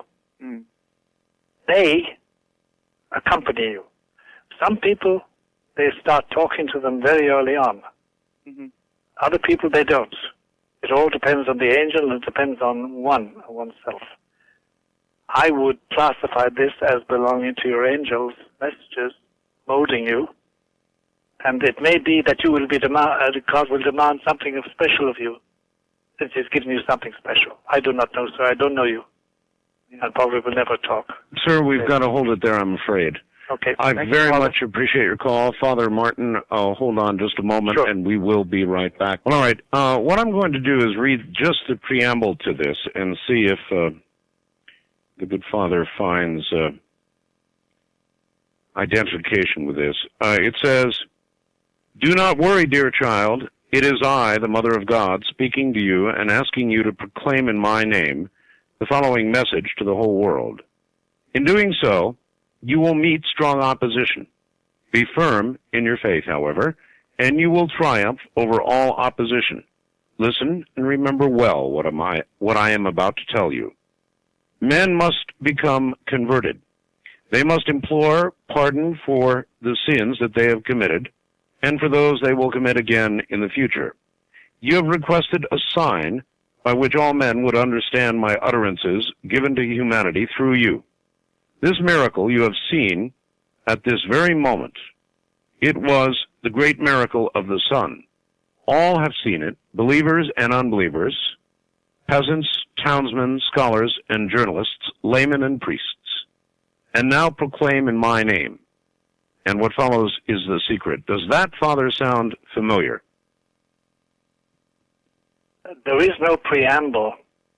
Well, I'm not sure preamble was the right... Yeah, or there is no introductory statement in the actual secret, actual text of the secret itself. So you don't recognize what I just read? Not as a part of that one sheet of paper. No, but it may well be that what follows... Well, then let me give you just a little bit of what follows. A great punishment will come over the entire human race. Not yet today, nor tomorrow, but in the second half of the 20th century. What I have already made known at La Salette, yeah. by the children Melanie and Maximin, I believe it is. Giroux. I repeat to you, humanity has not changed as God requested it to. It has sinned and trampled underfoot the gift it had received. There is no order anywhere. Satan rules, even in the highest positions, and determines the direction of things. He will succeed in worming his way even unto the highest summits of the church. He will succeed in seducing the minds of great scholars who will invent armaments with which half of humanity can be destroyed in seconds. He will have the mighty among the peoples under his sway and will induce them to turn out mass production of arms. If humanity does not amend itself, I will be forced to let go the arm of my son. If the mighty of the earth and of the church do not oppose this, I myself will do it, and I will ask God, my Father, to allow to come over men the punishment of his justice. It will then be that God will punish men more harshly than he did with the flood, and the mighty and the powerful shall perish along with the humble and weak. And it goes on from there. Yeah. No, it's not the text. It's not specific enough. The text is very dry and specific, and but all that is there is very accurate as regards the general Fatima interpretation of modern history, but it's not the text of the third secret that I know. All right. East of the Rockies, you're on the air with Father Malachi Martin. Hi. Hi. Where are you, sir? This is Bob from Wilkes-Barre, Pennsylvania. Hi, Bob. Hi. Listen, first of all, I want to thank Father Malachi Martin for appearing on his show again. Well, thank God, Bill, for that, Bob. Yeah, I really... He's the creator. Yeah, there are a lot of people I know that are out there that do appreciate you, even though there might be maybe a lot that don't, but I'm one of the ones that really do, and I've been up all night listening to the show. It's been great. Anyway, what is your website, first of all? Because I want to maybe email you something. Website, hold on a moment. Well, listen, caller, if you're used to going to my website, all you've got to do is go up to the guest area and click on Father Martin's name. You'll go right over there. That's okay, right. then. All right. Well, Father Martin, I have like a ton of questions I can ask you, but I got to be pretty selective here. Yeah, I think so. Okay. Let's see. All right. Did you ever maybe make mention anywhere of a warning that's supposed to be given to mankind that came out of Garabandal? That yes. There is going to be, but it's not a warning, Bob. No. We have no word in English. It's avertismo in French is avertimiento in Spanish. It means a putting on notice. Mm-hmm. Like the sheriff putting up a notice on your front door saying, you haven't paid your rent for 3 months. If you don't pay it by the following month, you will be blah, blah, blah, blah, blah, blah, blah. Mm-hmm. That's sort of it's a putting on notice. Just putting on a note. I don't understand. You know what? I did have something very similar to that last caller that was 37 years old that mentioned about that feeling. Is that could you maybe give a little more emphasis or describe that more? What it could be? Well, it's you see, for one reason or another, certain people have a greater perception of what their angel tells them. Mm-hmm. We don't know why. We don't know why. Oh, we do not know why. But that is in that nature. It's always comforting, but it's always admonishing in a gentle sense of the word. Yeah, because it seems like I lost a lot of the zest for things in the world, and it's like I'm being pointed out of the world into another direction. And I've had weird things happen to me back from 1990 on. And have you got a spiritual director, Bob? No. I know that, by the way, it's a very rare animal nowadays, but find a good spiritual director. They do exist. Yeah. How about you? At a certain point, Bob, just to finish it off, at a certain point, you just go around in circles unless you have a spiritual guide. Yeah. Okay, can I just ask you one quick question? Go ahead. All right. Is it within the church's laws? Like, is it possible to have maybe one of your relatives who died and who's maybe now a saint in heaven come to you and tell you something in the manner of a dream, but very... Oh, yes, quite feasible. Quite feasibly. You must be very careful with your imagination, of course. You must be, not to be deceived. And then you need a spiritual guide for judging those things. But it is feasible. Oh, yes, quite feasible. All right. Because the principle is this, that your flesh and blood, above all your own bone, flesh and blood, have a spiritual bond with you that nobody else has. And in the grace of God, and if they're with God, they can communicate. All right. West of the Rockies, you're on the air with Father Malachi Martin. Good morning. Art Bell, Father Martin, it's an honor to speak with both of you. This is Michael from San Jose. Hi, Michael. Hello, Michael. I have 3 questions for you, Father Martin, and they stem from your book, Hostage to the Devil. I have Windswept House, first edition hardback, looking at it, but I'm halfway through your other book first, so I can't get to the other one till yet. There is a passage in your introduction that says, the church is the only element in society with the authority and the availing remedy to counteract such manifest evil. I'm talking about possession. Fine. What is it about the church itself? If it's just, I was always raised with the thought that the church is the collective sum of the congregation, that the practices within it also, and the people that make it up. No, it's not quite that.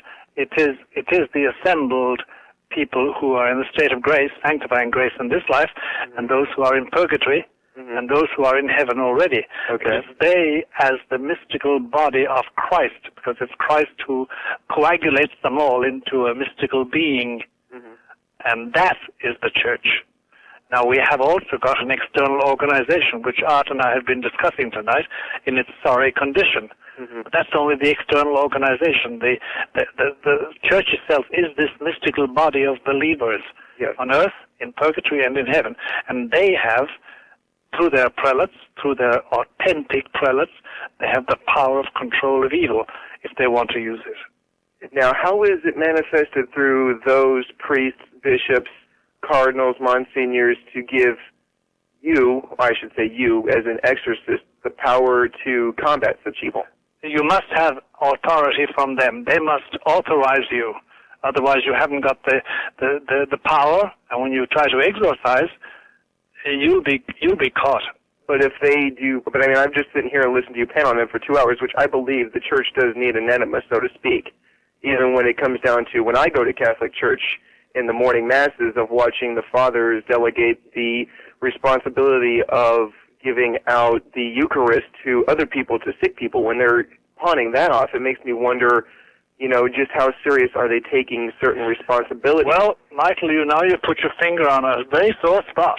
The difficulty is, first of all, we're not sure at all that the Novus Ordo, the new form of the Mass, is valid.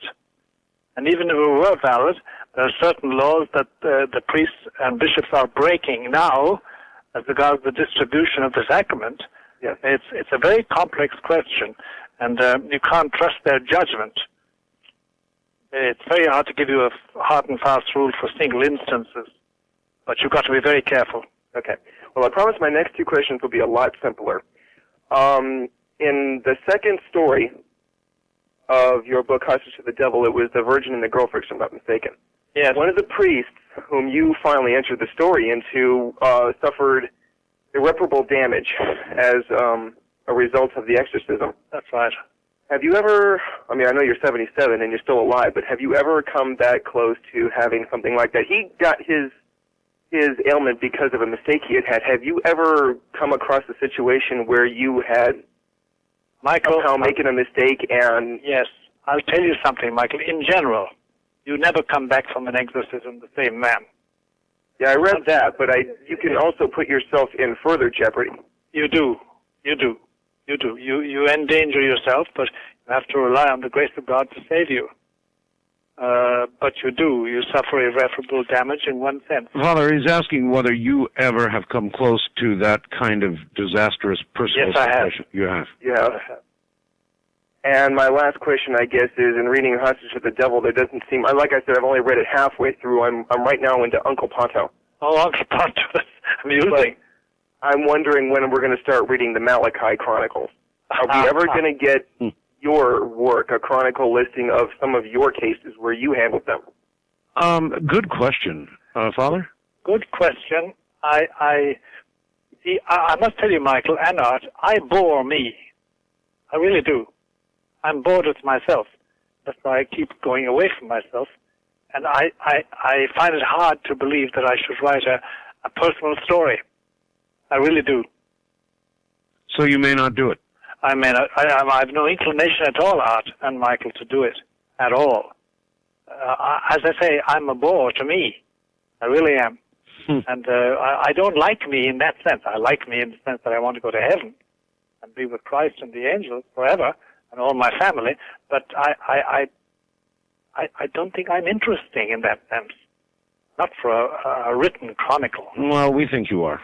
It's very kind of you, Art, for a poor old guy like me. First-time caller line, you're on the air with Father Malachi Martin. Hi. Good morning. How are you? Okay, sir. Where are you? I'm in Hayward, California. Okay.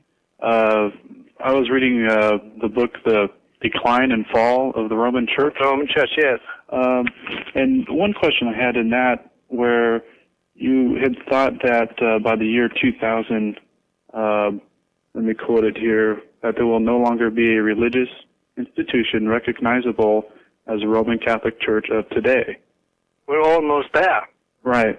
And the question I had was, what's the rush, what's the real hurry to unite with the Orthodox churches that the Pope seems so urgent to connect with them before the year 2000? Is there any connection? Well, two comments on that. I didn't get your name, by the way. Timothy. Timothy. Yes. Timothy, two questions, and that's a very relevant question you ask. First of all, that idea of ecumenism is something I disagree totally with. Right. We, properly speaking, don't want to join with anybody. We think everybody should join us, number one. Number two, the rush to ecumenism is tied to the concept that my Pope John Paul II, and he is my Pope, has, because his ideal, and remember as well, because you can interpret his words and his actions in this light. His ideal is to form a dynamic, a new dynamic, as he calls it.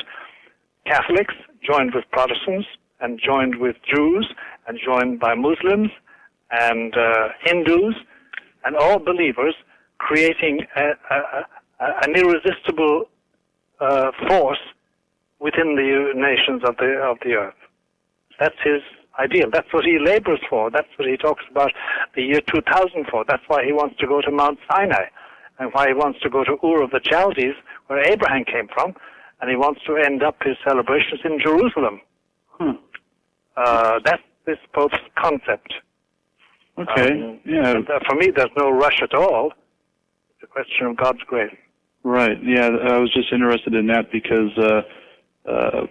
I know that there's a long connection with the Orthodox churches where, the history of the church, where you could see a significant difference of the Roman Catholic Church today when you go back in history. Yeah, well, even Timothy, with the dealing with the Eastern churches, it's very... Yeah, well, Timothy, you know as well as I do that all Greek Orthodox and all Russian Orthodox are heretics and schismatics.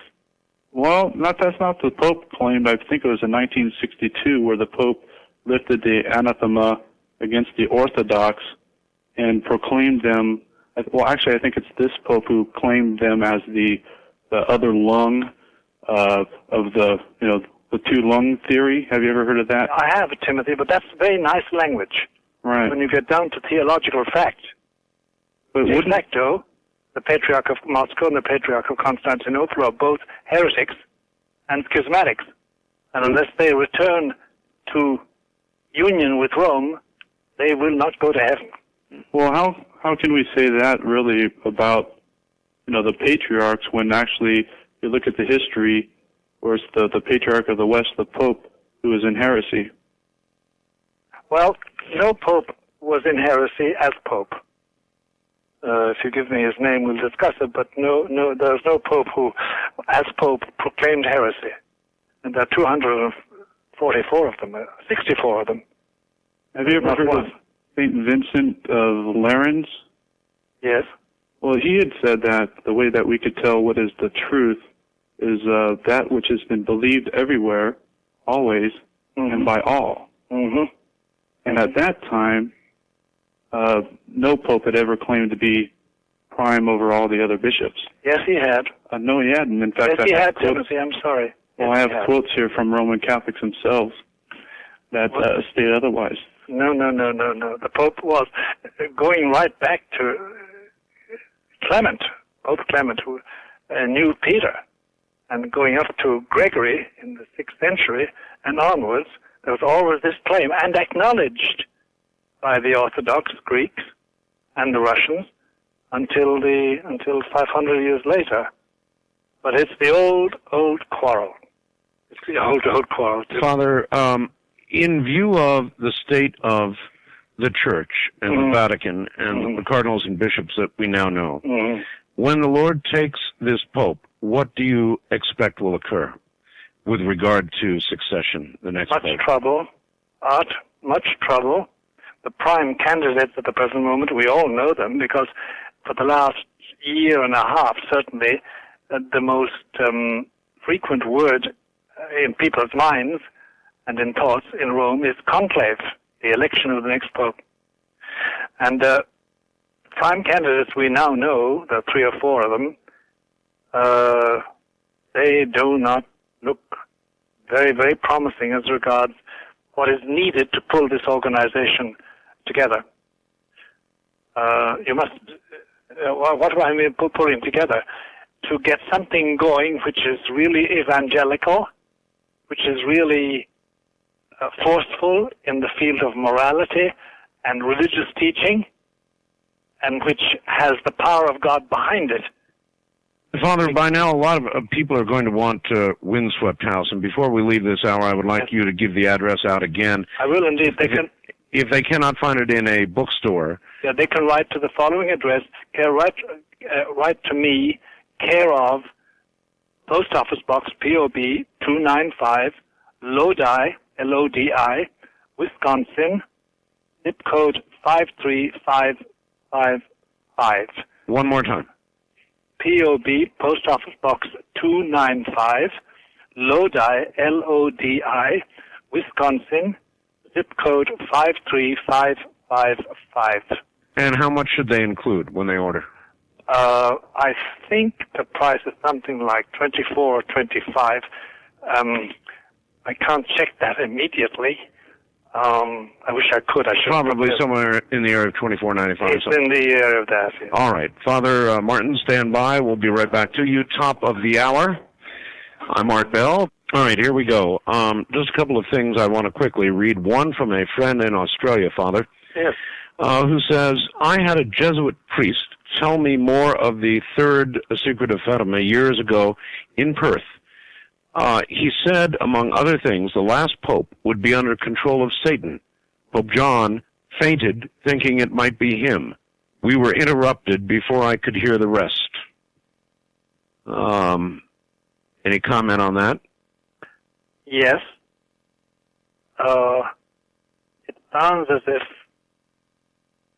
they were reading or being told the text of the third secret. Oh, my. It sounds like it, but it's sufficiently vague to make one hesitate. Yes. It sounds like it. All right, and then just this one as well. This is from Dan in Davenport, Iowa. It says, I was told by an old Catholic priest while I was stationed in Asia in the late 70s that in the last days, nature will attack everything we have and know, and that all food will be gone. Starving will be so widespread that families will eat other members of their families, my God, just to stay alive. This madness will be so widespread, there will be no place that will be safe and no place to hide until all the peoples who do not believe in God are dead. Then life can start anew. No, that's not Part of it. It's not part of it. But that first one... Yes, it is. And there's a certain element in the second one which is near the truth. Okay. And I'm sorry to be pushing on this. No, don't be sorry at all. I wish to God you hadn't got to push. You know? Okay, west of the Rockies, you're on the air with Father Malachi Martin. Good morning. Hi, good morning. This is Joseph from Hawaii. Yes, sir. Good morning, Joseph. Good morning, Father. Good morning, Art. I have a question, Father. I'm a little confused. When you say you have no authority to reveal the secret, yes. Wasn't the secret revealed to the nun and then on to a pope, and then wasn't it was supposed to be revealed to the public at first, and yes, now it's suppressed by the church? Yes. It was supposed to be revealed to the public in general. Isn't that the authority from the higher entity? No, that doesn't give me authority. Okay, I'm just a little confused. It seems like I'm not clear on the story, but... What he's saying, I think, Father, is that if God's original wish was for it to be revealed then, yes, and it was not, yes, then is not the authority present now as it was then? Well, exactly. For it to be revealed. Is that correct? I see his argument. It's a very forcible argument, and many people would agree with him. And with all due respect, Father, if you don't reveal the secret, and if the secret is held, wouldn't the members of the Catholic Church be perpetuating the suppression of the secret? Of the truth, yes, of course. Yes, of course they are. So therefore, it should be told. But in the Catholic Church, we work through the hierarchy, beginning with the Pope and the bishops. And I cannot take to myself the authority to overrule them.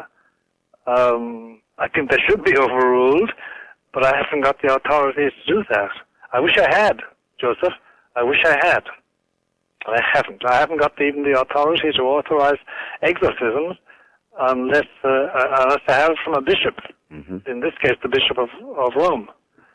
All right, I understand that answer. Authority is a very, very fixed thing, because I have no other guide on this face of this earth except the voice of the Roman teaching, the Magisterium Romanum, as we call it. All right, Father. First-time caller line, you're on the air with Father Malachi Martin. Hi. Good morning, Father. Morning. My name's John. Where are you, John? I'm in Miami Shores. Miami, all right. And I want to thank Father for some of the books he's written, particularly The Keys of This Blood. Thank you, John. I've always been very interested in politics and world politics, and he filled in a lot of the questions that had always bothered me from childhood. Mm-hmm. And I encourage you to continue with your writing. Shall do, please, God. And, I was going to ask about, he may have been a saint by the same name that you have, Malachi of Ireland? Yeah, Malachi, yeah. He was a different, yeah, he was a bishop. And he referred to a final pope, a pope like Peter of Rome? Is there anything to that? He has a list of popes.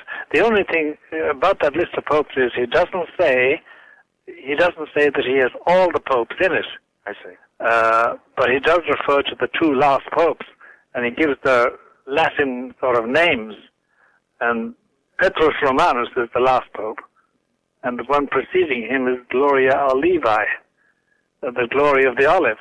These are all names, and actually the names Malachi gives to a certain amount of popes, St. Malachi does, they're very interesting names, and they always fit. For instance, the present pope, he described as Labor Solis. And Labor Solis is the classical American Latin expression for an eclipse of the sun. And in fact, the day that John Paul II was born, there was an eclipse of the sun. It's a very funny list of names. And it's not complete. That's the only thing, John. Now, this talk of making Mary a co-redemptrix? Yes. Would that they're not talking of making her that. A lot of people say we should acknowledge that she is. But there are difficulties in the way.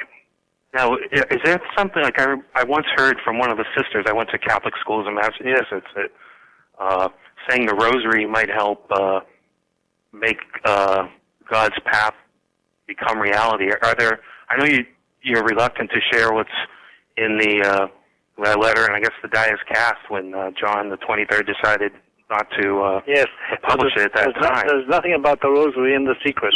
But is there any positive step a believing person can do to help perhaps reduce the suffering of others? Or yes, there is, and there's a whole literature on that, John, which you can read, and it's published by various organizations. One is called the Blue Army, another is called escapes me for a moment. There's several books and pamphlets and periodicals and magazines published that explain how we can.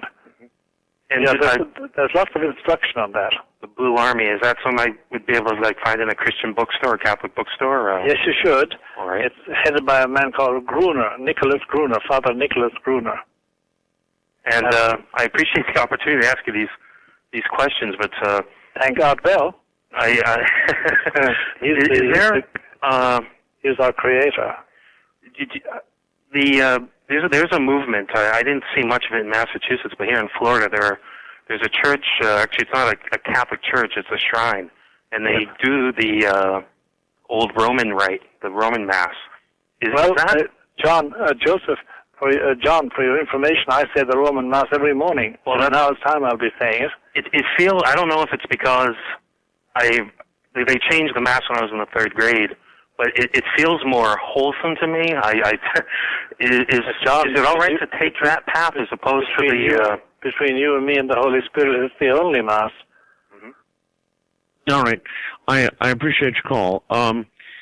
Father, I said I would ask this, and so I'm going to ask it. I have people of many stripes and opinions and beliefs on this program. Sure. Dear Art, would you please ask Father Martin his opinion of Benjamin Krem and this Lord Maitreya, supposedly alive and well in London? Does Father Martin consider Lord Maitreya to be the Antichrist? No. He's not. Do you have any comments beyond that? Bernard Krem and the Maitreya are fulfilling a certain function pre-Antichrist. Pre-Antichrist. Yeah, but they're not the Antichrist. All right, we'll leave it right there. And one other question. Today, certain prophetic scholars are very much interested in why Gorbachev and the present Pope, John Paul, are in discussions, or more clearly, sharing the Russian language, which they can speak and few understand around them. Why are they in talks? They're in talks because John Paul's concept of Gorbachev's function is that in reality he is destined to exercise a certain role in the creation of the New World Order. And John Paul II is very keen on participating in the New World Order. I had a feeling that might be exactly what you were going to say. Yep. Wildcard Line, you're on the air with Father Malachi Martin. Good morning. Good morning, gentlemen. This is Barbara in Tulsa. Tulsa, Oklahoma? Yes, sir. Yes, ma'am. I had a question for Father Malachi, a quick one about Fatima, and then I'd like to relate something that happened here in the house that was kind of frightening, and I wanted his opinion. Sure.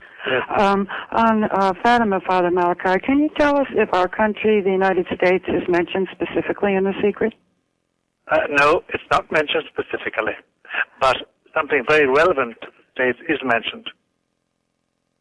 I see. I wanted to call on your professional experience as an exorcist to get your opinion about what happened here. I'll try to be fast. I know the airtime is precious. Please. It concerns my mother. She's 83 in good health, but she is demented. Yeah. I took her to the front room for her afternoon nap. This was a couple of months ago. Put her on the sofa. I left. I was halfway down the hall when I heard a horrible shriek. I ran back to the room, and she was in total body violent convulsions. I had never seen this total before. body convulsion. Yes, Father. Yes. It was so violent that I was afraid to try to put her shoulders down on the sofa for fear I might break one of her bones or even one of mine. Yes, yes. It was just horrible. She was shrieking the entire time. I'd never heard her shriek. She's not a screamer, never has been, even before she became ill. This went on for 3 or 4 minutes when suddenly she collapsed backwards and her head fell slightly to the left. The color drained out of her face. It turned a yellow-gray. I beg your pardon? What's your question about all that? Okay, what happened afterwards, Father? Yeah. I'm looking down into her eyes. I didn't know what to do. I'd never seen anyone die. Suddenly, a small white ridge formed along the lower edge, the lower eyelid from the white tissue of the eyeball. It was in a horizontal plane from the nose to the ear. This began to move slowly up through the white tissue, through the iris of the eye, and the eyes turned yellow. The pupil disappeared. There was just a fuzzy outline around the eye. I thought, is this what happens to everyone when they die? Or I didn't know what to do. Did she die? No, she didn't. I thought she was dead. Art, she was still as a stone, and all the color left her face. It turned this awful yellowish gray. All right, well, okay. I can almost answer that. I would say that a medical diagnosis is required long before you would get to the consideration of an exorcism. Spiritual, yes. There are many older people in this country now, worldwide, in fact. We're living longer, and dementia occurs. Dementia of various sorts begins to occur in people, and it's very easy to mistake that for something that would require an exorcism. And you'd have to go an awful long way before you would make that determination. Is that correct? He's right, ma'am. He's right. Yeah. Okay. It's a very frightening thing. Sure. But as we say, it would be a good physical examination, first of all, with a competent doctor. Have you done that? No, she's now gone. She's now gone, yeah. But you're right, Art. I totally, you said what I would have said. That was my commentary on it. And you can't do that kind of diagnosis on the phone anyway. No, you can't. East of the Rockies, you're on there with Father Malachi Martin. Hello. Hi, good morning, Father Martin. Morning. Where are you, sir? I'm calling from Hyattsville, Maryland. Hyattsville, Maryland. You're going to have to yell out so I can barely hear you. Very faint. Doran from Hyattsville, Maryland. I have one question about angels. Now, I've been spared by seconds twice in my life. And I know you believe in angels, but I have no perception of anyone looking after me. But my life has been spared. Any comment?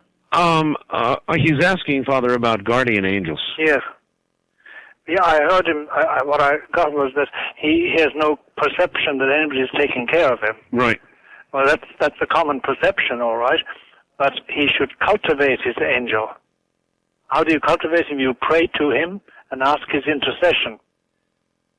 And you do something in his honor. You say a prayer in his honor, or you visit a church in his honor. Cultivate him, and he will talk. That's remarkable advice. I had a guest on Sunday. Brad Steiger is his name. He's a well-known author. Yes. And he believes firmly in guardian angels, but the one caution that he gave out is never pray to your guardian angel. I know. Well, there are those of us who pray continually to our angels. I don't know why Rod really forbids that. It's against all the practice in the Catholic Church. You don't pray to them as God. You pray to them as an angel, especially consigned to take care of you. But I'd love to hear Rod's reason for that. I really would. Actually, Brad Steiger. People confuse him with Rod Steiger. Brad Steiger. It's Brad Steiger. I'd like to know why you would say that. Well, now that you've brought it up, I think that I'll get the two of you together and we'll find out. Good idea. I look forward to that. All right, Father Martin, stretch run. Stand by. We're at the bottom of the hour. We'll be right back. All right, back now to Father Malachi Martin. Yes. Father, welcome back. As always, the time just flies by. It always goes like a dream. It really does. Here in the middle of the night. All right, well, I have people lined up by the gazillion to talk to you. First-time caller line, you're on the air with Father Malachi Martin. Good morning. Good morning, Art. Good morning, Father Malachi. Good morning. And God bless you for giving all your time on Art's show, and I admire your stamina and your patience. Well, that's Art. Okay, my query is, about a year and a half ago, I read an interesting article in a publication that's dedicated to psychic phenomena, UFOs, hauntings, exorcisms, etc. And this... in this magazine, there was a story about the death of the previous Pope, that he was discussing certain problems of the Vatican with the Secretary of State, who is also a cardinal, I believe. And that night, he had these papers, this edict that he was going to read before the heads of the church, the popes and the bishops and the cardinals. And he had discovered, the Pope, a scandal in the Vatican bank, money laundering, involving cardinals and two mafia bankers. Also, the Pope wanted to lower the ban on contraception. And because of this, he was poisoned by the cardinals. Now, have you read this story or heard about it? Yes, I have. The one I'm recollecting with all those details is a book by a man called David Yallop. I see. And is that the one you're talking about?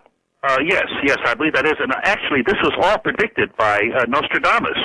Yes, a lot of it was predicted, but Nostradamus can be read more than one way, But to get back to the actual Yallop theory, there are a lot of things in David Yallop that are unsubstantiated.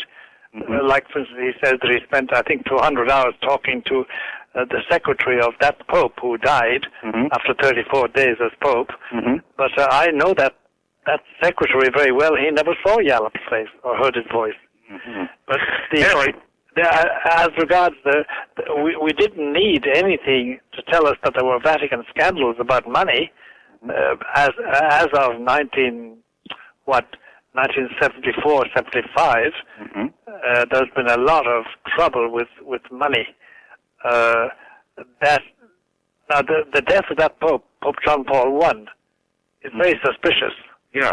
It also said that when the housekeeper came in the morning and discovered the Pope was dead, he was still clutching those papers that he was going to read before the hierarchy of the church, and there was a medicine bottle on the table, which was poison, and that's how he was killed through poison. And they said when he was injected with embalming fluid because they didn't want to have an autopsy that would reveal the poison in his bloodstream. Now, is that true? I've heard all these stories myself, Father. Yeah. They some of them are accurate, some of them are inaccurate. certain it is that there are some mysterious circumstances in the death of that Pope. He didn't die naturally. Nobody believes he did. The details are left to the imagination of people like David Yallop.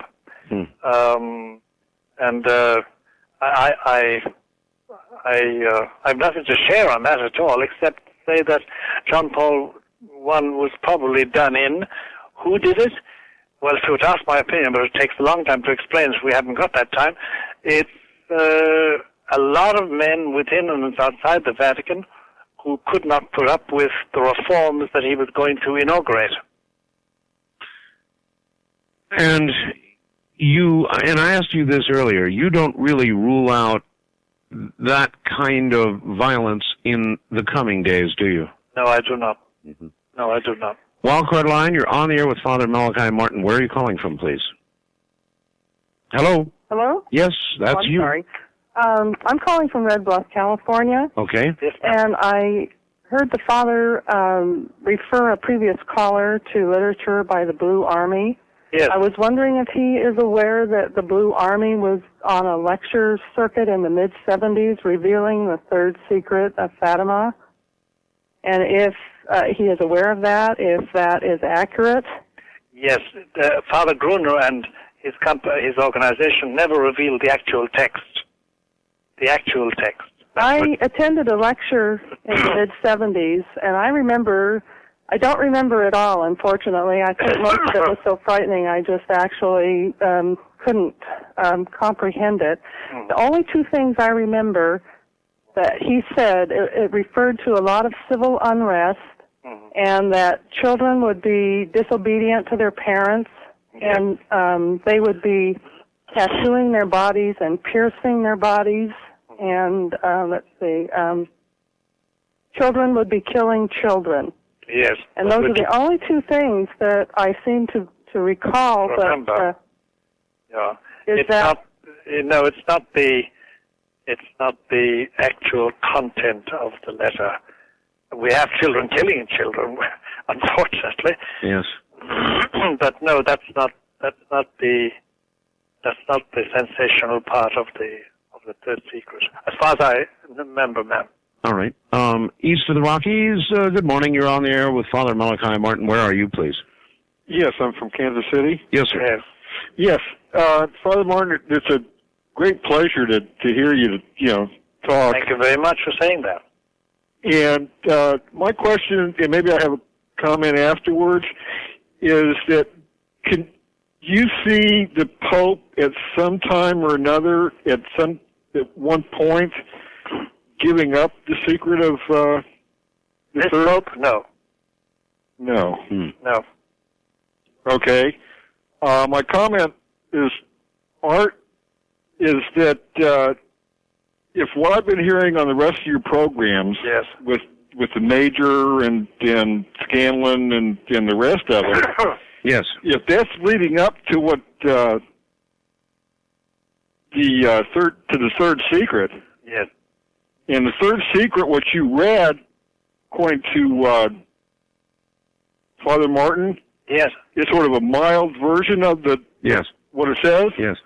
I don't think I want to hear what the third secret is. Well, that's very understandable, sir. Very understandable. It has not added to the sum of my happiness to have read it. Would you say that in a lot of ways, Father, that the world is better off not knowing? I mean, that almost has to be what the popes have decided, that the world is better off not knowing. Yes, that's what the popes have decided. Against that stands the order, which apparently the Queen of Heaven, as Catholics call her, gave to the Pope through the children. Publish it. Yes. That's the difficulty. That's the only difficulty I have. And it's a big one. Yep. West of the Rockies, you're on the air with Father Malachi Martin. Hi. Hi. Hi, where are you? I'm Lenore in San Diego. San Diego, okay. And my question, Father Martin, is Our Lady of Medjugorje, in one of her Yes. sayings to the children was that if we return to God Yes. and change our lives to reflect that return to God Yes. and pray enough, Yeah. perhaps God would not send the comet. And I'm wondering if the comet has anything to do with the third secret. No, ma'am. The comet is not mentioned, and the difficulties, or as they call them, the chastisements, the punishments mentioned in the third secret are not those caused by a comet impacting on the earth. Do you know of anything else? The only time I've ever heard anything about a comet was in that one statement she said to the children several years ago. Yeah, I have a difficulty about Medjugorje. Since it has not been sanctioned by the church, by church authority, I can't rely upon it. I can't rely upon it. It hasn't been denied by the church either. And no, it hasn't. You're quite right. I've had major spiritual, joyful, deeply gratitudinal feelings. And millions have also. Yeah. Millions have also. The unfortunate thing is that the church has not approved of it yet, and I'm afraid to trust myself, Oh, I understand. But that's... My experience is very deeply involved, though. I absolutely believe it. All right. Thank you. Thank you very much, and take care. First-time caller line, you're on the air with Father Malachi Martin. Hello. Hello, Art. This is Wayne, somewhere in Kentucky, trucking across America. In a truck in Kentucky somewhere, okay? Yeah, question for Father. Yes. Isn't it written in the good book that evil has to be requested to come into your home? Yes, it is. And in regards to Benjamin Grimm of last week there, this malevolent spirit of his, it's waiting for everybody to request it to come into their home through one of these NBC, ABC, or something like that. Wouldn't you consider that evil requesting to come into everybody's home by turning on the channel? Well, I didn't hear this particular broadcast. I'm not able to say. Well, this is with regard to Benjamin Grimm and Lord Maitreya. Yeah, what did Benjamin Grimm say? Well, he said that when the world is ready or requests it, that this Maitreya will make himself known through some large broadcast media to the world. Oh, I see. Well, if you said that, let's wait and see. That's all. That's all we can do. That's all we can do. Wildcard line, you're on the air with Father Malachi Martin. Hello. Good morning, Father Malachi. Morning. And Art. Yes, sir. Pax Dominus Vobiscum. Ecco Spiritu. Thank you. You don't know what that means to me. Hey, have you ever? One question I'd like to find out if I've heard a story about a pope from the mid-9th century, a Pope John, who, like 856, 876, something like that, was discovered to be a woman. No, that's a mistake. That's a famous mistake. If Art gives me 2 minutes, I'll explain how the mistake arose. Go right ahead, Father. The popes at that time used, as their throne, chairs made of a stone called porphyry. Porphyry is a very precious stone. The Romans had a series of porphyry chairs and thrones made, and they all had a hole in the middle. And he used to use one of these thrones, and they said that it was because he was very effeminate. His name was John. I forget which John the First or John the Third or something like that. I just forget momentarily. But he wasn't a woman, no. There was never a Pope Joan. Much at all as a lot of people would like that to happen. There was a Protestant historian in the 19th century called Harnack. And Harnack had a healthy dislike of the Roman Catholic Church. And he wrote the definitive book about Pope Joan, demolishing the myth. And if anybody would have liked to create or foment the story, it would have been Harnack. But he came to the conclusion that it was a total fabrication. Wow. All right. There were lewd stories told about him. The purpose of the whole being to masturbate, etc. I wasn't going to shock your audience with all that details. Yeah. All right. Wildcard line, you're on here with Father Malachi Martin. Good morning. Oh, let me turn my radio down. Yes, thank you. Father. Yes. Yeah, I was wondering, if I read Revelation 12, would I be fairly more enlightened as to the aspect of the third secret? Would that help? Well, Sister Lucia, who wrote down the third secret, says that the whole of the secret is contained in chapters, I think it's 12 to 17 of the book of Revelation. Okay, that's starting to make absolute sense. Have you seen the painting of her last vision? Is it a woman clothed with the 12 stars? That the sign of heaven? No. It's the crucifixion with Our Lady. No, I haven't. Okay, try and get a hold of that picture. It's her last vision in 1929. I will do. That's great news. And can I ask you another question? Because sometimes you say this Pope is more attuned with the New World Order, but in other places, and I may have been misreading this, you say that he's opposed to it at the same time. Am I misreading? No, he's opposed to certain things in it. Oh, certain things, yes. Yeah, certain things in it. But his attitude is we can't stop the New World Order.